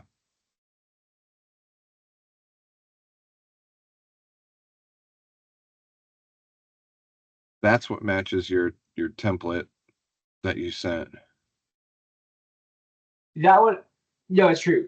But I think we make it centered here is probably the better place. That's where we're using it. I Because that was agree. not a centered template. So I think let's fix it here. Okay. The other one I can adjust for Premiere. Okay. That would be my choice as well. Yep. Okay. And you want to do the same for the bottom line now. Yeah. But that is also, you want to go to your tabs and options. Tabs and options. Set that to center. Center. Okay. Now we need to figure out like how wide can this get before you want Jerusalem Dateline to disappear, and it's probably going to be pretty small. So I would. Well, I think for the centered one, no Jerusalem Dateline. We'll just keep it off the whole time. Oh, okay. Well, then we can just delete. We can delete the what you have highlighted right there. Okay. And it just looks off centered when we do. Yeah. Do that. And then you can delete that little chunk of visual logic that's sitting out there. Because that's. Oh, this one here? Okay. Yeah, that was just your check to see. Got it. And you can close visual logic because that's all you need it for. Okay. My one thought was if we're gonna do the bottom line, probably good to move this one up a little bit. Well, type something in the bottom line. Oh, it moves up already. That's what that piece of visual logic does that Oh, you're that's looking that at one. right there. Ah, okay. Yeah. Okay, great. So if you're happy with that, I'd clear the text out of those. Yep. I'm happy with it. And then my next move is always to drag a few instances of them into the sequence, make sure everything's working the way I want. And then once we confirm that, we'll publish it to the project server Okay. so that it shows up in ENPS. Here. Oh, yep. Good to publish the items. This is why we double check. That links. So we want to publish the bottom line, top line. Yep. And that's it. Just go back to sequence. Yep. Do this guy. Oh, you didn't even have to delete those. That's something that shows up. Oh, it updated. Okay.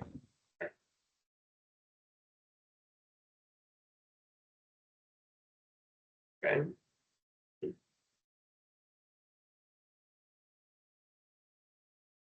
Okay. All right. This So that looks good. Oh, okay. And then let's check your regular lower third and make sure everything's smooth with that.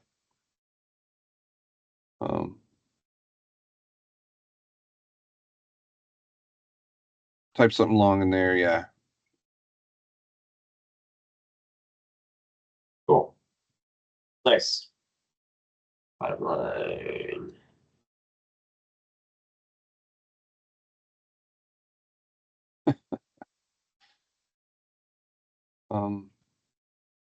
What is this Skype logo? Because I've never seen it come up. Oh, I think your lower third's sitting on top of it. Okay. They required a Skype logo before when we were doing Skype calls. Yeah. But I don't even know if that's functional. Okay. That was added so long ago. So Okay. that's all stuff we can get rid of if you want. Yeah. Yeah. All right, so delete the Skype logo text box. Delete the location image. Italics I leave in there because if you ever do promote like books or movies, those are supposed to be in italics. Okay. Um, It's only in that one. Oh, okay. so if that looks good to you, then let's go back to our sequence Our sequence. and just delete everything, including the group. All that stuff up there. Just even delete the group itself. Oh, you click on the group. Yeah. Okay. Because when if you don't do that, when we publish this to project server, those lower thirds and everything are going to pop up every time somebody uses the news project. Okay. Okay. So all done. Happy with the lower thirds. They were showing up on the correct outputs. I don't know what this is on. And we are done, right? As far as I can tell. Well, let me check the layers. Oh. Well, go put them back in your sequence. Just drag one of each in your sequence. Oh, just for a test, okay. Just to see. And yep, layer -1. -1, frame buffer 1, -1, frame buffer 1. Yep. Then just delete that whole group again. Okay. I think for us, if we make the super one or the center one be layer 0. Why would you put that on a different layer?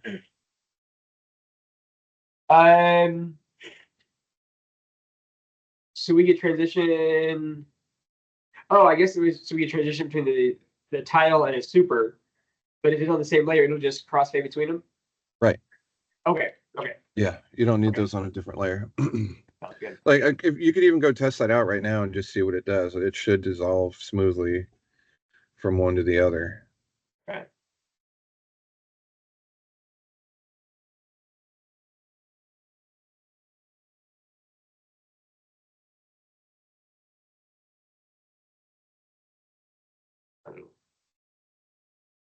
Yeah.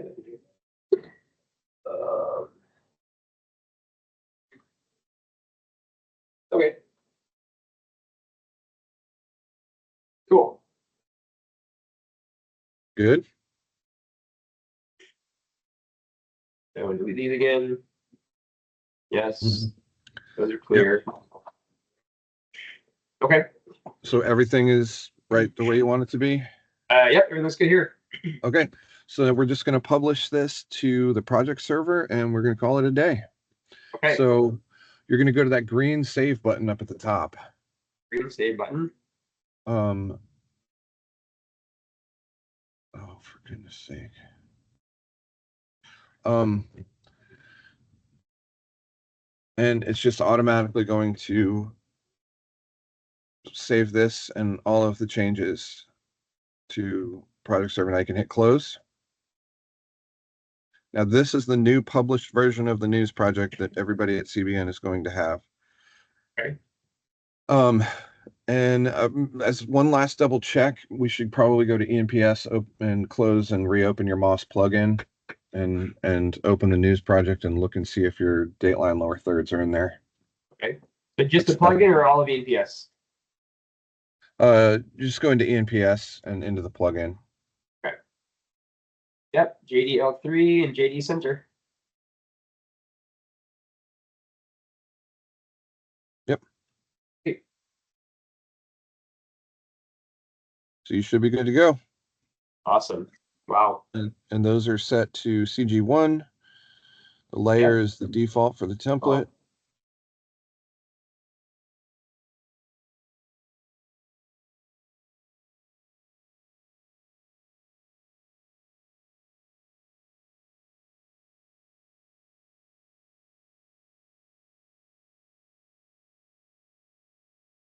Exact expression. Oh, 8. Sequence. So you're going to want to save your news project and close this. It's going to open a new one. Okay.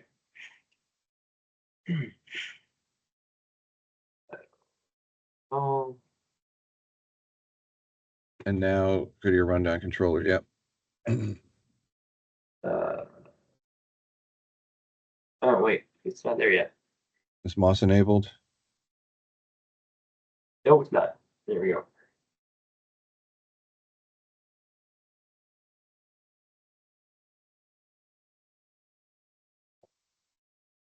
Okay. So those Dateline lower thirds Yep. are We changed it, so I gotta recreate them, right? yes. Yep, no problem.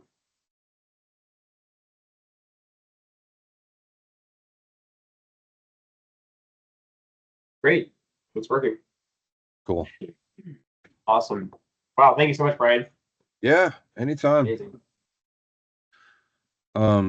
If there's ever a time, you want to, you feel like you're comfortable with where you're at on the expression and you want to do like some deeper dive kind of stuff, just let me know and we'll arrange some time. Okay. Okay. Let me look at my list here. See any other questions. Just last minute questions. Oh yeah, I forgot to look at the rest of the email. Oh. That is great. GV. Center line toggle.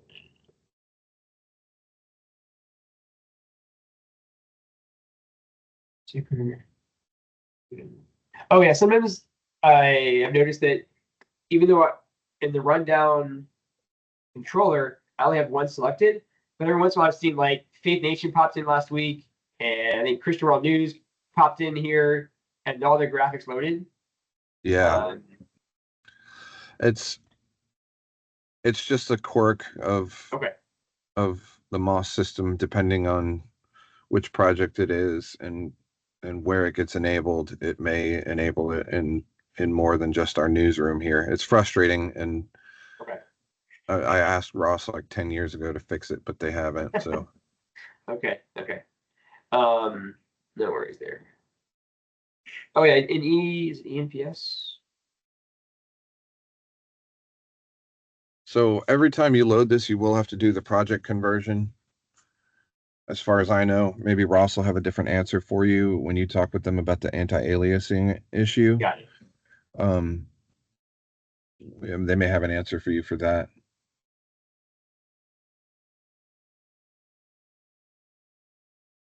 You have to select news over on the left. Oh, it didn't do it. Oh, you know what? I think I had to open a project. You probably can't change. I've never tried changing a Moss project. Okay. Yeah, that's going to be a Ross question for what to Okay. do about that. Okay. Okay, so you ask Ross. Okay. Yeah, I mean, this may end up being that we just have to have a Jerusalem Dateline project and just do our best to keep them synchronized. Yeah.